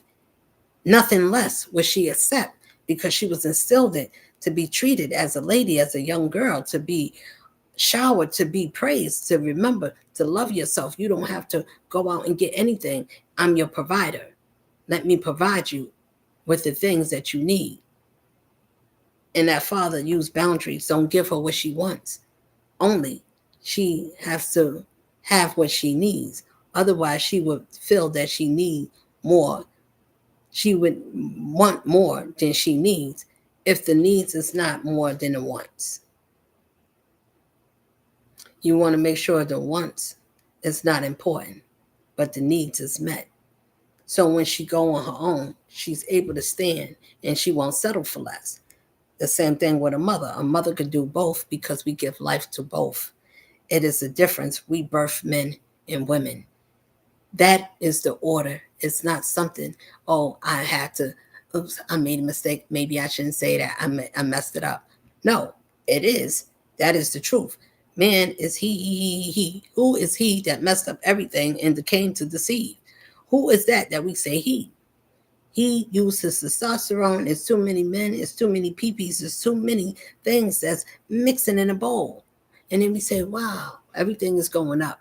And we still struggling. And we still got people selling their souls, babies. Things is happening. What I'm saying to you is, don't be part of the distraction. If the distraction is there to distract you, what would you do to undistract yourself? You would have to have something that you care about, that is not face value. It's not something that you can touch and see only. Something you can feel. Surely the ones that is speaking or saying a story, whether they tell readers, oh, those are not real, everything they say, you would know if it's your story to follow along. You would know if God said, be what I said. Don't cross or don't cross or cause any harm. Don't cross nobody to cause any harm. Don't be a harmful person. Don't wish harmful things. Don't be all these things that we shouldn't be. Don't lust or burn a desire. These are demons. These are spirits that you cannot see, but these are things that takes over the body. They make you lust. They make you horny for no reason. But something is an urge, and it's something like if you like for people that's a cigarette smoker, it makes you have the urge. You just gotta have it, and you find a way to buy it, or you ask someone, "Can you lend me a cigarette?" That's a different type. The other one uses your body and make you lust. You burn in between your legs. You can't wait to open up, and it's a spirit that is that's an energy that needs to be fulfilled. It's a lust demon, and it's not a healthy one if it's not controlled. If you don't strap it up and you say, okay, I am wild, I like to be out there. But if you're going to be and you know that is something that's stronger than you, why won't you care enough to say, let me put some cover on myself, or let me let this man, or let me cover up, or let me say no. Now, once we do that, be careful for what you open up for, because I explained these things. So if any of these demons has any of these things in those people that you look at because they look good and they there to deceive you, and they want to say nice things, they're going to look real cute. Or you got some that is undertakers. What is an undertaker? Underworld, I mean. And we got underworlders, and everything is for real. Yes, this is a spiritual world, and we are spiritual beings having a human experience in a physical body, in a form, in this life. And this is us. And here we are. So if we listening to ourselves and you ain't listening to me, and if I'm you and you me, we experience things differently. If I never been locked up, and say, oh, you ever been locked up? No, I'm not a criminal. I never did none of these things. But if somebody ever said, you're a criminal, surely you can't be for real. You can't be serious. The Lord don't pick nobody righteous to do unrighteous things. It just don't go together. It's not even prescribed. It won't have no business on his side. You see how that go? You cannot be strong and straight and honest with yourself to speak your own authentic self, regardless of what other people think or feel. You can be your own self, and you don't care about what other people say, because somebody don't want to be open-minded. They'd rather be, well, you should be small. Why you gotta be loud? Why you gotta bring attention to yourself? I'm not thinking about bringing attention. I'm thinking about bringing awareness. Because if I'm aware, then it makes it easier for other people to have eyes. So everybody is conscious now. So if everybody's conscious now, nobody has the weight of keeping their eyes open, and somebody go to sleep. And if you go to sleep, and then we take turns. If everybody's up, everybody can take turns, and we don't have to keep order. There's enough eyes going around to see. There's enough faith that's awakened. We awakened that don't matter what this world or whatever we go through, if you left to be standing, then you was the best one. If you got picked on, you got picked on for a reason. If you was different, you was different for a reason. If somebody watched you and you're not going to be something that you're not. And sometimes you don't even know what's like. I don't even have it. I don't have a lot. I don't have a lot of things. What can people want? What do they want of me? Oh, you're intelligent. I want your mind. We like the way that you speak. You don't look like, you look cute. You sound nice, but you too soft. I'm saying for the soft ones, that's what they call us. If we too nice, they are trained a certain way to overcome us in this life. So they know, oh, where can we deceive them? We could go to church with them. They would never see us coming. We read the Bible, learn how to read the scriptures. They call imposters. Pay attention. They sit next to you at dinner. They go to whatever it is that you're in the in crowd. If you go behind the doors and you go into the in parties, the little parties, community, they call it alphabet, whatever it is. What I'm saying to you is a community of people in this world that is there to confuse us. And they play games on innocent people. And they use all these things to confuse us. All these demons, greed, lust, envy, sloth, to be somebody that's, you know, they they want to do the bad thing, but they don't want to be blamed for it. They don't want their hands dirty. So they just watch somebody else do it. Cowards, punks. I'm like, what is a punk? I like chicken, so I won't say a chicken. I'm not going to say turkey. That things that we like to eat, we give it names, and why, they say we are what we eat.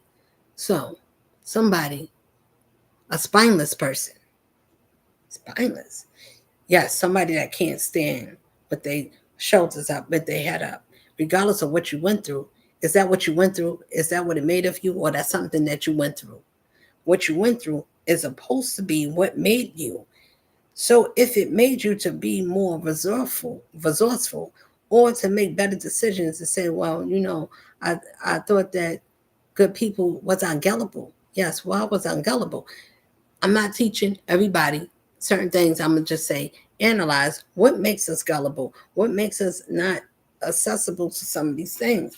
When our antenna's not up, yes, all these things, gluttony, and thinking about being on top, and you want to be a glutton for attention and favor, proud, honor. You want to be looked at. I want to be seen with favor. I want everybody to bow down to me. If your spirit is like that, you're missing the wrong way. You're going to hurt a lot of people that way. It's called being honored with humility. You don't need people to bask over you. You need them to bask what's inside them, so they can see why it is a such thing that the Lord gets the power and the glory, because it's something that magically happens that makes us want to change something about ourselves. Even the things that we eat make you eat differently, make you walk differently. You have a different point of view. It's just something that you hold on to, and that's called self-love. When you have that, you understand why the Lord loved you, because you have to love yourself to receive that love you, because it wasn't something that you messed up. It was something that was going to make you knew that you wouldn't give up. What do you give up for? And say, I don't know, but I know, Lord, please help me find a way. If I don't know, I pray. And if all I can do is speak, and it helps someone, it helped the soul to gather themselves and say, oh, I almost got lost. I thought that when I lost my loved one, that was it. I was lost. I wasn't going to come back, because a part of me was gone. When I lost my mom, sister, and brother, I realized, no, I can't cry, because, well, I got them anyway, because they said, keep going. Keep going. I said, well, keep going. And listen to what I'm saying to you is, our loved ones watches over us, whether we know it or not. They can see, either they come in our dreams and give us insight. It is a type of life beyond this life, and people want to say it's not true. It's too many evidence. It's too many people saying, yes, it is. It's mediums here. They're able to speak beyond this physical realm. It is a magical place, and it's called heaven within. And those that didn't get it didn't deserve it, so they can't keep it. They could try to take it. They could try to marvel after you. They could try to take pieces. They can use things to record your words and your voice. They can play games on our phones. They can do a lot of things. They can try to imitate. They can try to scarnish you, or to manipulate things about you. But when you live your life a certain way, it was going to speak for you. The universe will never doubt you. It was going to always give you your own frequency, because whatever you put out is your own energy. And if your intent was great as whatever it is that you said, your faith is in you, that's how much more strength that you will have in you. That's much favor that you would, well, that's the saying, that's as much favor as you would have over you. You would have to do something deserving of that. If you did nothing honorable and you did nothing to uplift anyone naturally, you don't need to worry about, can I get something for that? And something, and somebody want to help from somebody that is, why wouldn't somebody say, is there anything I can do to help your cause, or to help you along? It doesn't, whether it's financially, then it's welcome. But if you're doing it with an intent, be careful with the intents, because they dare to deceive. They find a weakness. Oh, you said you're in need. If you're in need, then let me help you. No, I have all I need. If you have the Lord, then your needs is fulfilled. You stand. If there's nothing else left to do, you just stand. And you stand on your own, and you stand on your principle. That is what it is. Until the Lord said, I'll make a way for you. Other than that, then you wait. And you say, that don't mean that you don't wake up and go outside. You don't go to the store. You don't do nothing. It means you don't do nothing to help you to get something that the Lord said, whatever it is, let me use you as an example so the world can see how I work for you. Everybody had that understands my language. We talk the same, we think the same, we live the same. So we don't have to like all the same foods. We don't have to wear the same clothes.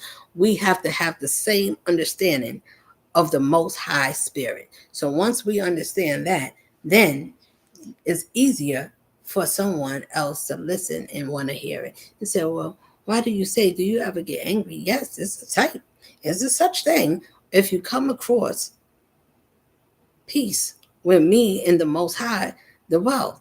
This is for all our children is a message. If you hurt one, then you're trying to hurt all. What was you doing the whole time?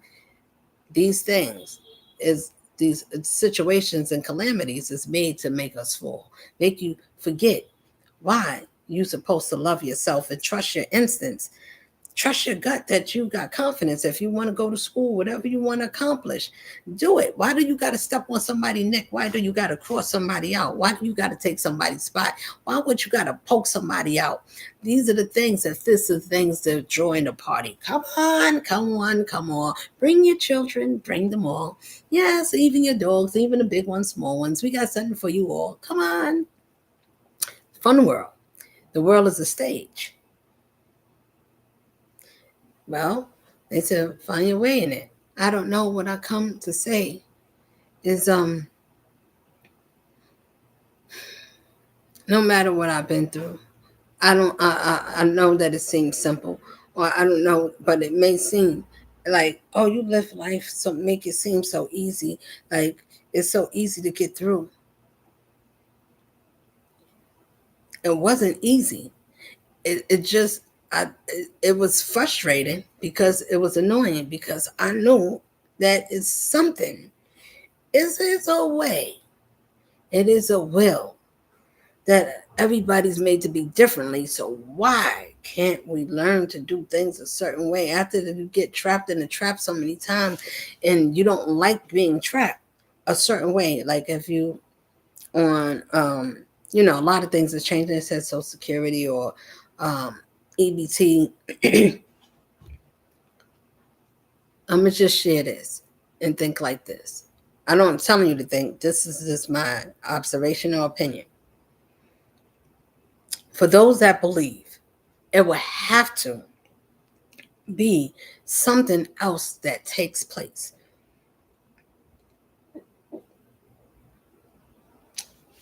Excuse me, I thought I had to burp, but it will have to be something else that takes place.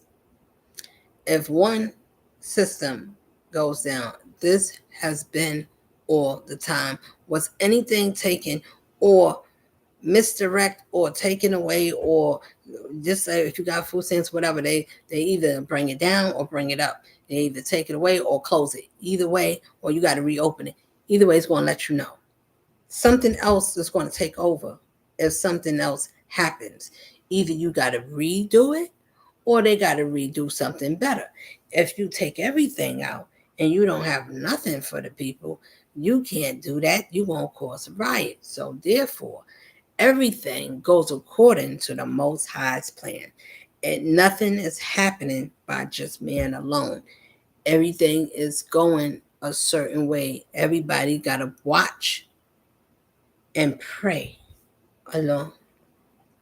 Pray that with all your heart that you should be able to say, thank you for helping me to dodge these fiery darts. Thank you for blessing me to see when I couldn't see through the dark. Thank you for helping me to maneuver. Thank you for helping me to see, to have love is the greatest thing because I had to have that love for me. Those that didn't have it, I'm glad I didn't break down and I didn't take what was given to me to make me bitter, to make me hateful, to make me part of the world that the world wished to see. I thank you for blessing me to be something that somebody could be able to say, There is a God. It is people that's genuinely that can go through some things and still keep their integrity and be loyal to who? To the one, the Messiah, the majestic one, the one that give us everything, that knows everything beyond the sun. Who is that power that loves his dear ones? Who shall go astray shall feel the wrath of that one. If you ever touch his ones, and it said, be careful, tread lightly. If the ancestors ever speak and say, stop, don't hurt my ones, because it's people, families that love their loved ones, their nieces, their nephews, their uncles and aunties that passed over. They remember someone's that even if we didn't meet them, they still know who we are. They watch over their lifelines. They watch over their blessings. That they watch to see if we live in life blessings. And if we mind in our business, you're protected by those that can't see. Everybody that's alone, everybody is not alone that looks lonely. Be careful for those that's be respected. Be respectful for certain ones got certain permissions. And some of us can do things that everybody can't do. Be respectful if it's not you. The thing that you can do is be respectful to want to meet and be nice. Talk nicely about those ones. Those ones should be respected in life. Why we respect scholars and people that studied in universities. We respect their knowledge. They took time to study so they can share with the world, so the world can know that it's archaeologists and things that study the rocks and sciences and things like that believe in science and not God, but they believe in science because they can put rocks and they can measure times and lengths and say this is math. This is math and science. If it is, okay. If that's your math, that's your science. I don't have a judgment. All I'm saying is we are made to share life in different ways to go beyond our measures, and with all thy learning, get all thy understanding. Edify yourself so you can encourage yourself. Even if we don't all the time eat good foods, the more you feed good words, it will line up for us. We will start thinking healthy. You say, well, I feel healthy. I need to drink more water, or I need to eat more fruit. You will still start finding yourself, lining yourself up, because some things that is not good for you are just going to come away from you. And when you realize the people or places, you outgrew them. They don't, it doesn't have no purpose for you. It doesn't serve no need anymore. You learned the lessons. It's not that they become worthless. They became a lesson that you learned and you moved on, and you just move on. Where do you move on to? Yourself. And then you find something else to do, because some people, you got some things we get outgrown. And everybody is on different lessons, because not everybody can take everything at the same time. Something doesn't make sense. What do you mean?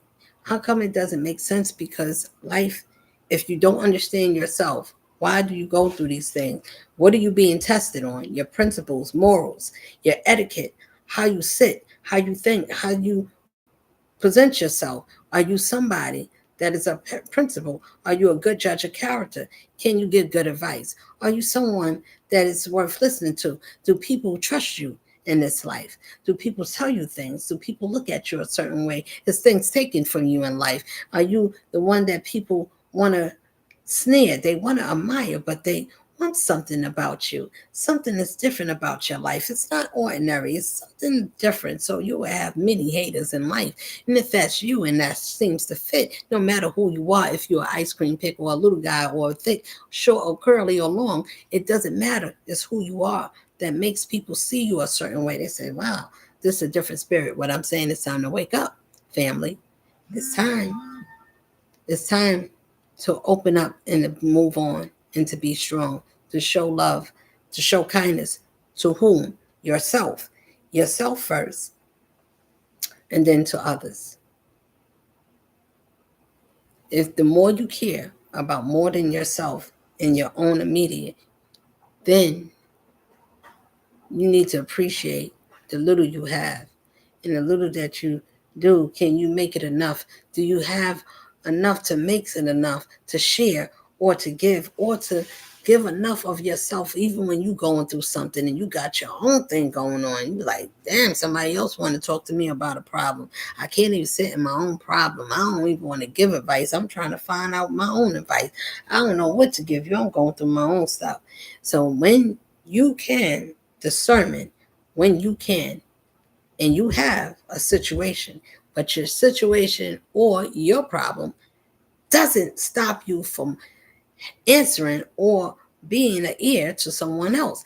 Because if that one else cannot solve your problem, but you never know, they may can by helping someone else can help you. That's how that go. If you receive, it needs to be balanced. It needs to be equal. So I'm say peace and love. When you find your equal, then you find why these things in life make us invincible. It's not invincible. And so, well, that means you can't get shot. That means it means that you are immune to things that is not outside of you that you heal from. It's not your problem. Why do you worry about something if you're healed from the things? That means that you're not holding grudges. You make peace. You have none of these 9 Apollyon demon destroyer spirits. You have nothing that wants to conquer and devour anyone. If you don't have none of those attributes in your spirit, then surely it can attach itself to you, but you have to believe something different about you. You have to know how strong you are, because that enemy is not going to let up on you. It's going to come. They're going to come hard. It comes with a smile, comes with a dot, comes with a pokey, comes with a child. Something is something. Expect something that happens miraculously. One thing to not to doubt. Don't stop doing something besides making yourself happy, making yourself content.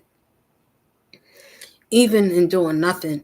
And if you are somebody that is just yourself and you just feel like Bruno Mars, I don't feel like doing anything. I don't feel like doing nothing at all. Today I don't feel like doing anything. Listen, you can be lazy. You can have your time. We can be okay if we rushing for everything that the world put us on a certain time. Sometimes, not all the time, we can miss some things. And it's the simplest things that we take for granted. When the love and the people that we should appreciate it is gone, then you remember some things that you should have remembered. You should have remembered the name of those songs, the song that they sung. I wish I would have knew what kind of dish they were trying to show me. I wish I would have listened. I wish somebody could save me now from my own transgressions. I wish I would have not listened. I wish I would never turned away. I wish I didn't have to feel this pain that I'm feeling this way. I wish I didn't have to cry. I wish I didn't make nobody cry. I wish somebody could cry and hurt for me. Why? Did you hurt and cry for anybody else? Did you think of feeling a certain way for somebody else hurt? If somebody felt pain, if you ever felt it, it's okay as long as you're doing it. Well, I don't feel they hurt. Well, let them endure that. I'm just there to make it worse. And after you make it worse and you toss yourself around and you gave them a shoulder and you told them to cry and didn't care if they cried or if it was breaking them, you didn't care. You kept going. If many people keep breaking people and they just keep going, they go with the wind. They get you to the finish line till they crush you deep within. This is destroys. I'm telling you, Lucifer will pride. Greed, the fallen angels that come and they sit beside you and they in your families and they smile and they grin with their teeth. I like you, sis. Oh, cuz the things we share is supposed to be enough to say, why? If I showed you my heart, I gave you my love, why would you take something? Why would you go against me? Why would you backstab me? Why would you make me your enemy? Surely it was something that they didn't want to work on, that they didn't want to reveal. These are things that people hide and they use shadows and veils. They cover themselves. I'm just telling you that truth is stranger than fiction. Truth is stranger than fiction. So, telling the truth. So, you telling the truth. What is the truth? The truth is, you shouldn't let yourself go. The truth is, you should have never stayed around as long as you did. The truth is, you should have told yourself you was better. How come you didn't know? But I didn't. I was struggling. I was trying to find. It's designed to make you, if you're dealing with a man, and a man or dealing with a woman.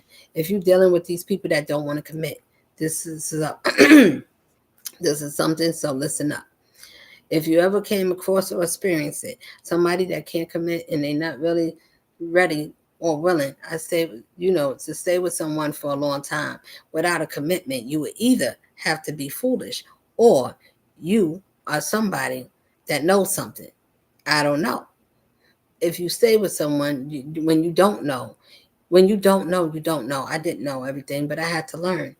And when you learn your self worth, you have to learn that somebody didn't appreciate it. You cry because they didn't appreciate it, and you felt like you gave everything and you showed them everything of you, and you ain't got nothing left to show, and you don't got nothing left in you, and you gave them the best, and you showed them the best in you, and they didn't appreciate it, and they just used you and abused you, and they made fun at you for doing it with other people that knew you, and then they made fun, they called you names, and they let people do these things that you gave your love to, and they took it for granted, and they act like it was nothing. They exchange it for your pain. Those are the ones that sleep with each other the same.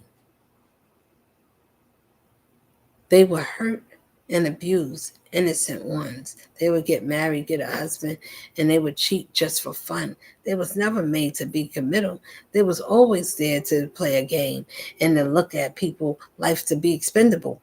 Those are narcissists. Those are people that don't believe in having a heart because they sold their heart. They don't want to have a conscience. It's not that they don't have one. They don't want to think about how they treat people in the house. They use any little thing. Oh, I asked you, I told you I need help, and you said no to me.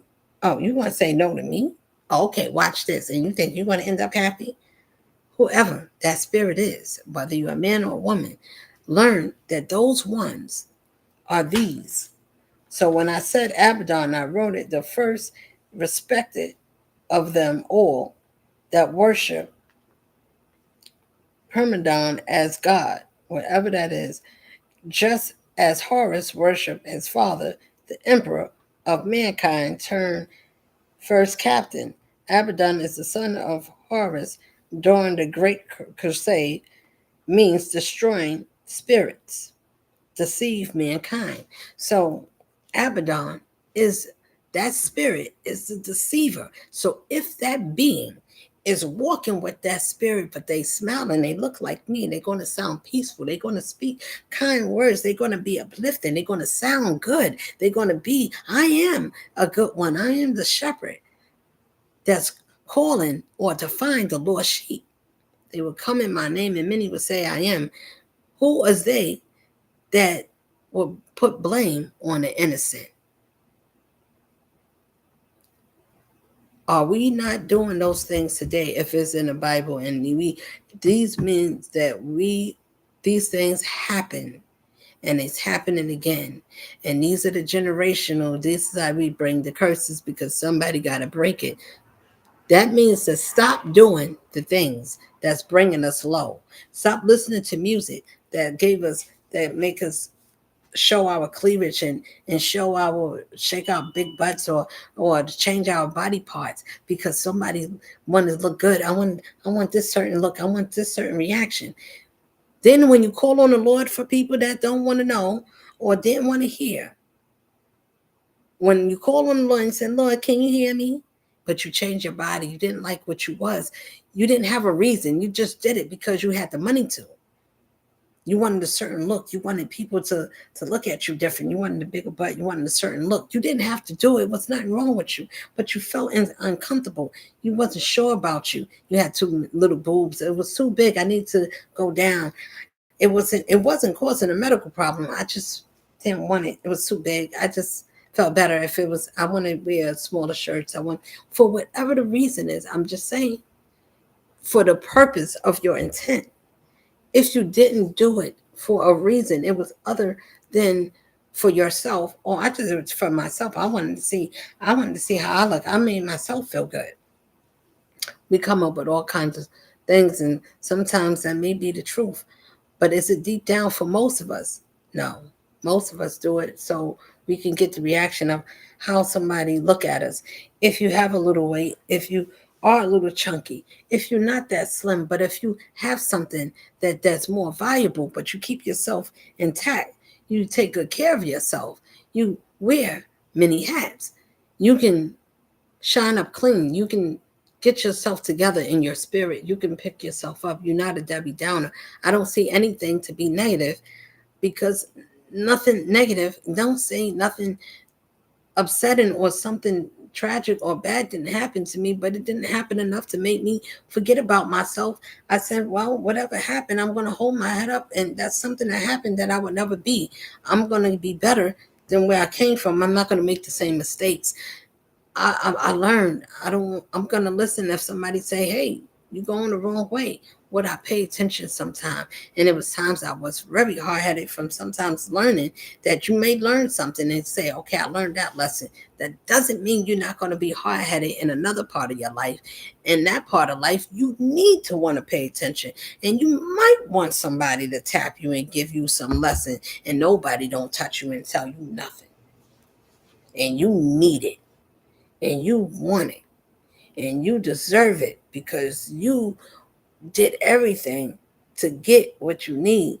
But one thing you didn't trust yourself, that so you took a chance to ask somebody and to trust somebody that said they find out people like to use weakness and all that. So after you find out that somebody played you for your weakness, took your kindness, and listened to you and listened to all your problems. They was listening to everything, how they was going to use you and walk on top of you, and how they was going to play mind games with you. Oh wow, got me a free frisbee. They young, they don't know nothing, and I'm the first tenderoni. Whether you, no matter what age you are, young or old, but the younger ones and the older ones, you have a responsibility. If your older ones, older men and women, listen to this. If you're dealing with someone that's younger, 10 years, 17 years, 20 years younger, whatever it is, and that person is young and they are full of life that they haven't experienced. And if you experience life, then you are held accountable, knowingly or not, to treat and raise and take care of that young one the way how a mother would take care or a father would take care of his daughter or son, with boundaries intact, especially if that's your companion and that's your loved one.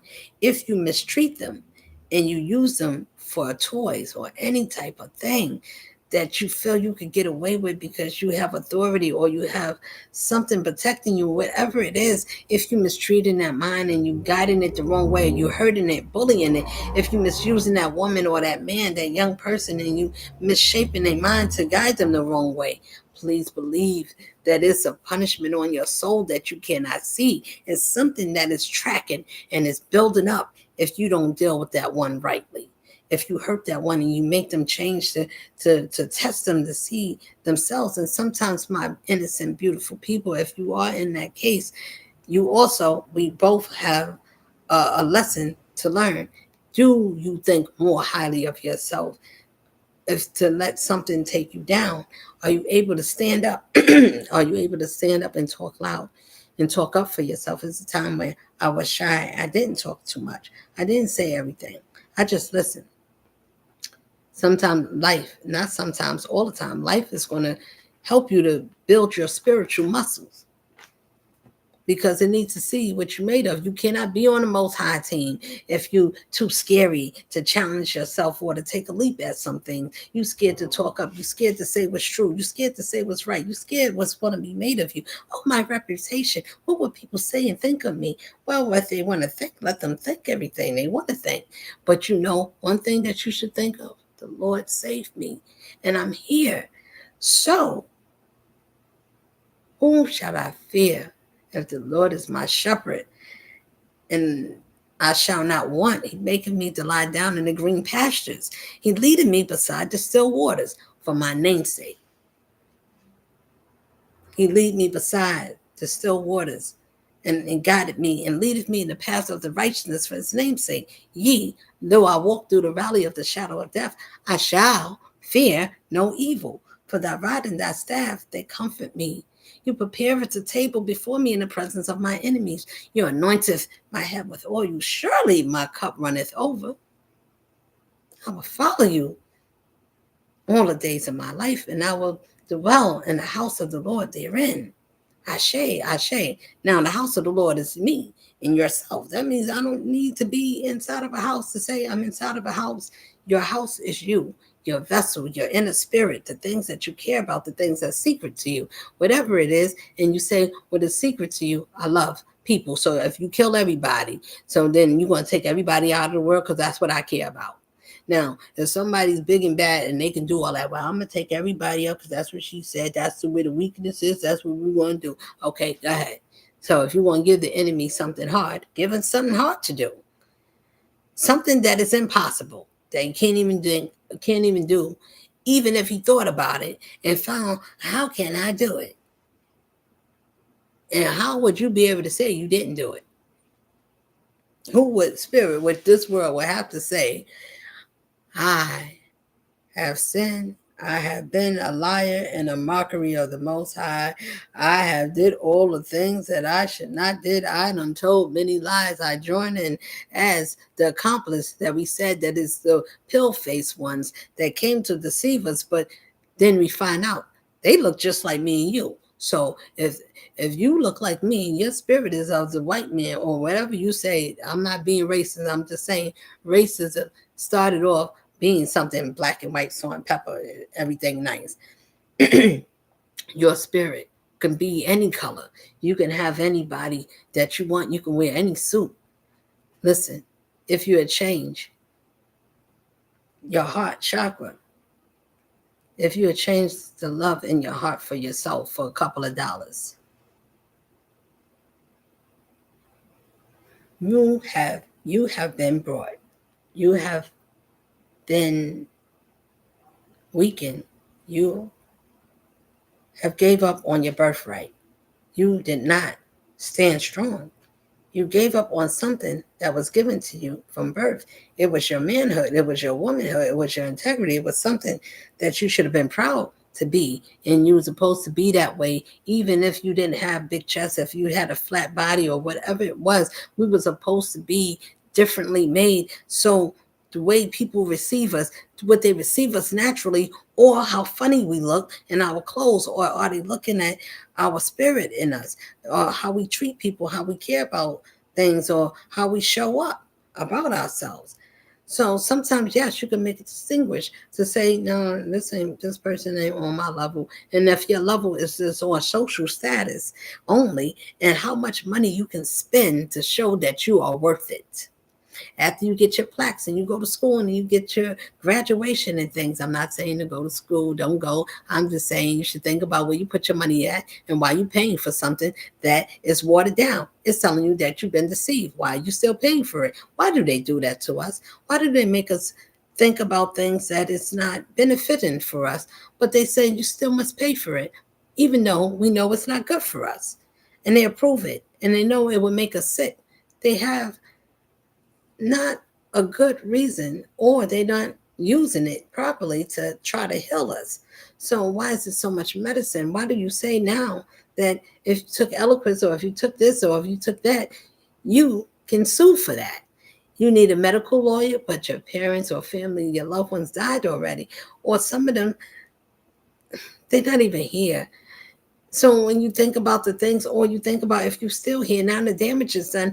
Now your kidneys is failing you in dialysis. You on dialysis. Things is happening to you. Things is failing. I know I said a lot of things, but if you can catch it, I say a lot of things because a lot of things need to be said, but I think they are related. For the ones that can catch me and say, well, you all over the place. Am I really? Or am I telling you, no matter which station of life, no matter which level or which position or what phase it is, you still got to remain yourself. Your best thing is to remain your true self. If I'm true to myself, would I be able to go and hurt someone? Or if that true self is you, then you belong on the dangerous side. You're going to find out, yeah, I belong on the wild side. I can be a bounty hunter, whatever it is that you want to be wild about. You can be that. But if it causes pain for other people, for you to enjoy your life, you should think about how that's going to affect you, because it is going to be a time and you don't know how it's going to say stop. Now, all the afflictions that was afflicted and never cared or mended or talked about, those that was dismissed and overlooked and said, I don't care if you hurt. I'd rather not show you my face. I'd rather feel ashamed or be angry with you because you have something that makes me feel worthless. Or what? Wow. You would have to be a person that did not honor certain things when you should have, the things you overlooked, the things that made us mad, the things that made us feel like we was entitled to have something. If it wasn't for me, you wouldn't be. You should share, you should care, you should be everything I want you to be. Why? What was you? Was you everything that you felt that you deserved? Did you show love for what you concerned? Did you show up? What did you stand up?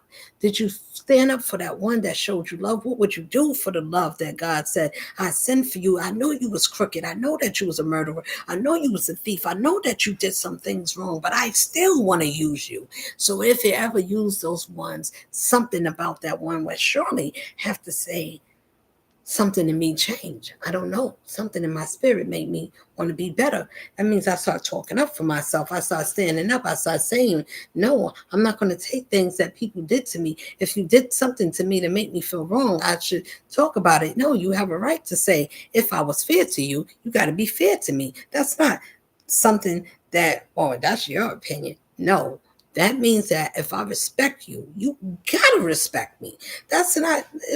The Lord gave us a principle of standard. If you're respectable, then we demand respect and we are able to demand that. That's not a check, or that's not like I give you a slice of cake. You can give me a little respect. I'll take a little bit. You ain't got to give me the whole thing. No, you give all or you get out. That's it.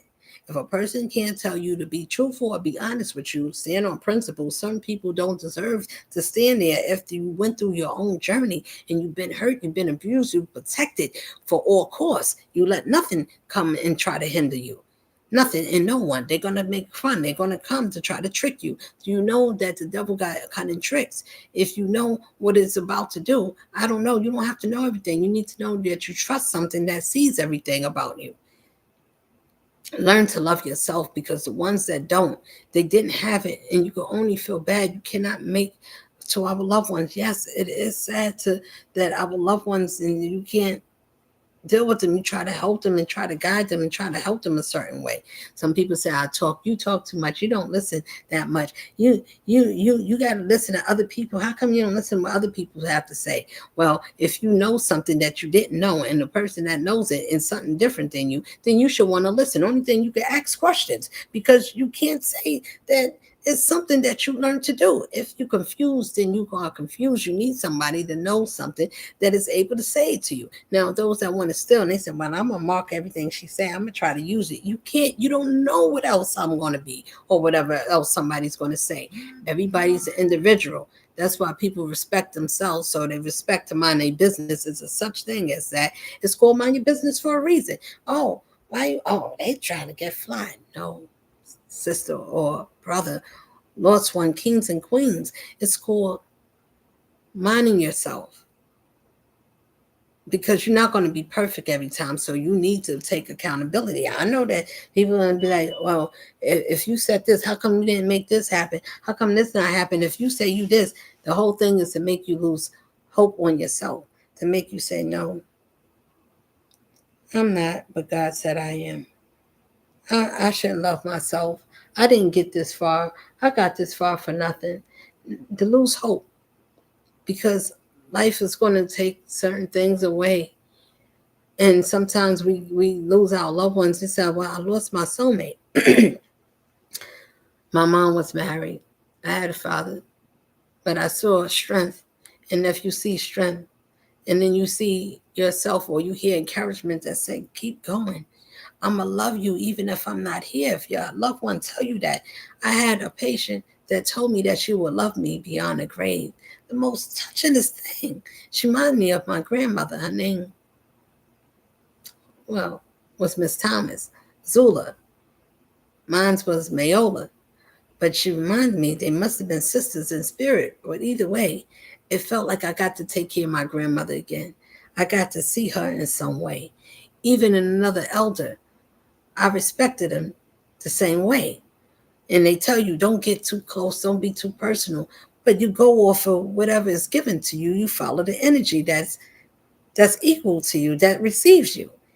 We should learn to love if the person needs love, and that's what you're supposed to do without being overbearing or opening up too fast or too soon. But when the spirit is mutual and it's received and it's an elder that is admiring how gentle you are when you have a bedridden person and you have to wash them and take care of them and dress them.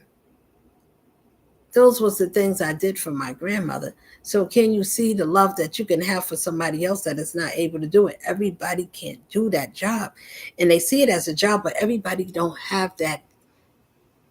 It's not compassion in that way. That doesn't make us bad that we're not able to have the hospitality spirit to care for someone that can't care for themselves. But those same ones, remember, if you ever get there and you ever need somebody to do something that you couldn't do, you're going to wish somebody had the spirit that you didn't have.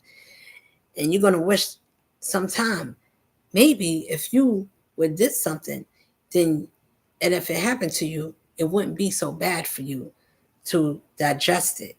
Because the ones that couldn't do it, they're not going to want nobody else to have to do it for them.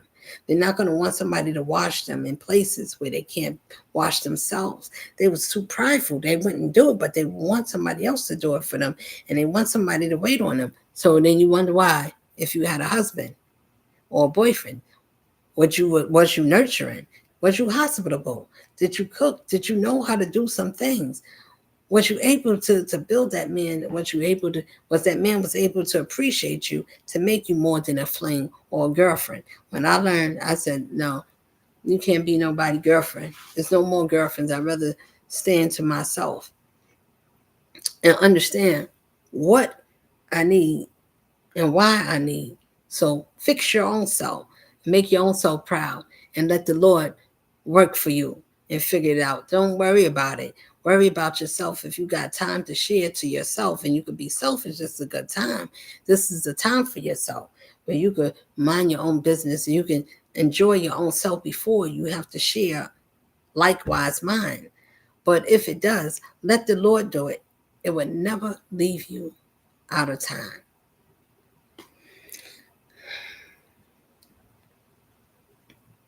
So I'm going to say my last few closings. If you ever thought about why we should care, I explained it. We should think about the things that we take for granted because we don't think about, if I lose my vision or if I couldn't see, would somebody take care of me? Would they love me enough to respect me, to not make me look like a clown? Would they take advantage of me? Did I choose the right one? Would they make sure that I'm okay? Would they fight for me? Everything is fightable, and you're able to fight as long as somebody's standing to the left and right of you and everything looks good. So you will never see who's going to blind eyeside you or put you in a blind spot. Why? Because did you see the red flags? Sometimes I said, you got to say to yourself, I did. And I said, so what did you do? You can either do two things. You better know yourself. Either you know you can't challenge, you need to get out. It's not workable. This thing is too strong. It's too violent. It's too whatever, manipulative. It's too everything. It's too much for you in your spirit. You gotta deflect, get out of dodge, leave, abort. Now, sometimes people abort. They make things up, they make arguments, and they start trouble, and they start lying about things that's not even worth lying about. They start saying things that it's not even worth saying about. They look for any little thing. Oh, you talk too loud, or you burnt the food, or you don't cook good no more, or you get out of my way. They start to be mean. If that woman or that man ever starts to be mean, it's somebody else they giving a green, and that heart become heartless, that soul becomes soulless sometimes. And we think, am I competing with another woman? You want to think that for a reason sometimes. But usually the man is not that mean. They would just stop sleeping. They just start being interested. They still do some things. It can be confusing because they always have a woman around, so you never have a reason to ever think that it's a homeboy because you will never see them. Where's your homeboys? How come I don't see your homegirls? Where's your family? If you ever find yourself being an illusion like that, it took a minute, it took a while, but not really. I caught on, but I understood this is a lesson. Learn it. After you learn your lesson, after you find out what you didn't know, after you look and you search in certain things that make sense, do you need somebody to send you a picture, or do you need something to say, look, you was right? Or do you use your discernment and you thank God that is a Lord that's above, that's going to tell you some things, that can show you, your ancestors will give you some visions, or you have some dreams. That's why dreams are important. Be in tune with yourself. If you need to know that part, because that is where your health cometh from the Lord, is the trust that you don't know something, so you can say and pray out loud. There's authority in your words. And if you listen, it has weight. It has something. If you listen to it, it's going to tell you something about yourself. It's going to talk to you a certain way. You got to listen, because God's going to say, why don't your people listen to me? Why do y'all keep asking for things? Don't you hear me, my children? I gave you love. I gave you compassion, but I also told you to think. I told you to stand. Why didn't you listen when I said, get out the way? That man, that woman is not for you. Yes, you started out, you were supposed to leave. It was something that you were supposed to learn from, not stay there and let it try to make something of you. No, I broke it up for a reason. No, that thing or that person is not meant for you. Why don't you see your worth the way I see you? But we can't hear it because it's using things in nature and certain things and pressure of circumstance that comes against us. Why we pay attention? Why? I know it sounded funny, but why won't we pay attention to the things that's happening around us? Why do we not pay attention to the things, how life is playing out for us? If you your own musician, if you your own story, your own author, you get to say, well, I want this part, I'm gonna take this out, I'm gonna delete this, I'm gonna edit this. You get to add and subtract and multiply, delete, cancel, or alt, or whatever it is that we want to do. We get to add. It's our life. You get to do what you want to do with it, long as you're doing it right. If you find the antidote and you say, well, look, some things is going to be added, some things going to be taken away. What if I'm taken away? Oh well. If you know that you your own prize and you are your own self and you original, nobody else can mock you, because you're not trying to mock or want to copy someone else. When you understand that you're not a copier, you are the one to be copied, then you must be your own self. You must speak and think and feel and see what others don't see. And I see that a lot of people miss themselves. A lot of people, we don't know who we are. So how can you be proud of yourself? So we got a low vibrational nation of people that live for superficial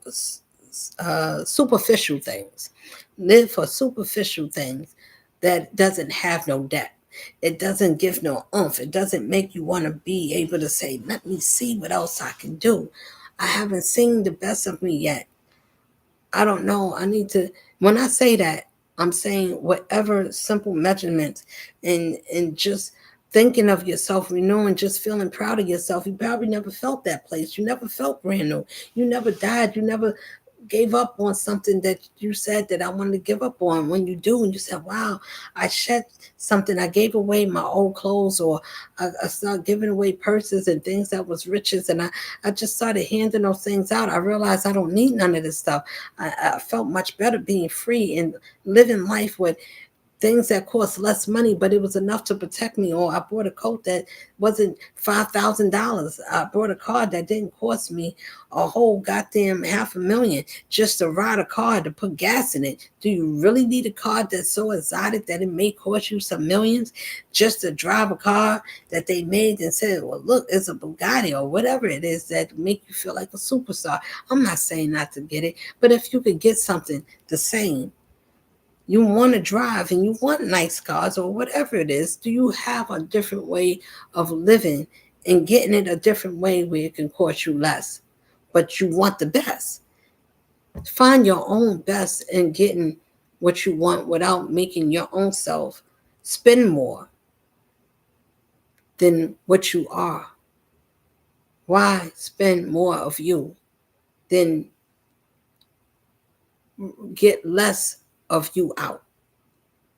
You put more of yourself on things and items and somebody's names and where you shop at, what you be wearing, who name you wear, who knows you or who you know. And if you know anyone, if you know the best one and you say, I know the Lord, and the Lord knows everything and everyone, every creature, bird, fish, in the depths of the earth, even in the middle where it's hot at in the ground, even where it's water, then it's ground again. Who can be that profound? And you know that one who is messing with you if you got a faith like that. And you said, well, I know who I belong to. I know who I belong to. And you say, thank the Lord that I serve you, because I couldn't have did it without you. I couldn't have learned how to love and appreciate the way you did if I didn't ask you. Be mindful in prayer. Be mindful in the tent. Whatever you do, do it with a tent. Have a purpose of why you do it. So I'm going to stop right here. Good night. And good night. Good blessings and peace and safe travels and peace and love. Goodbye for now.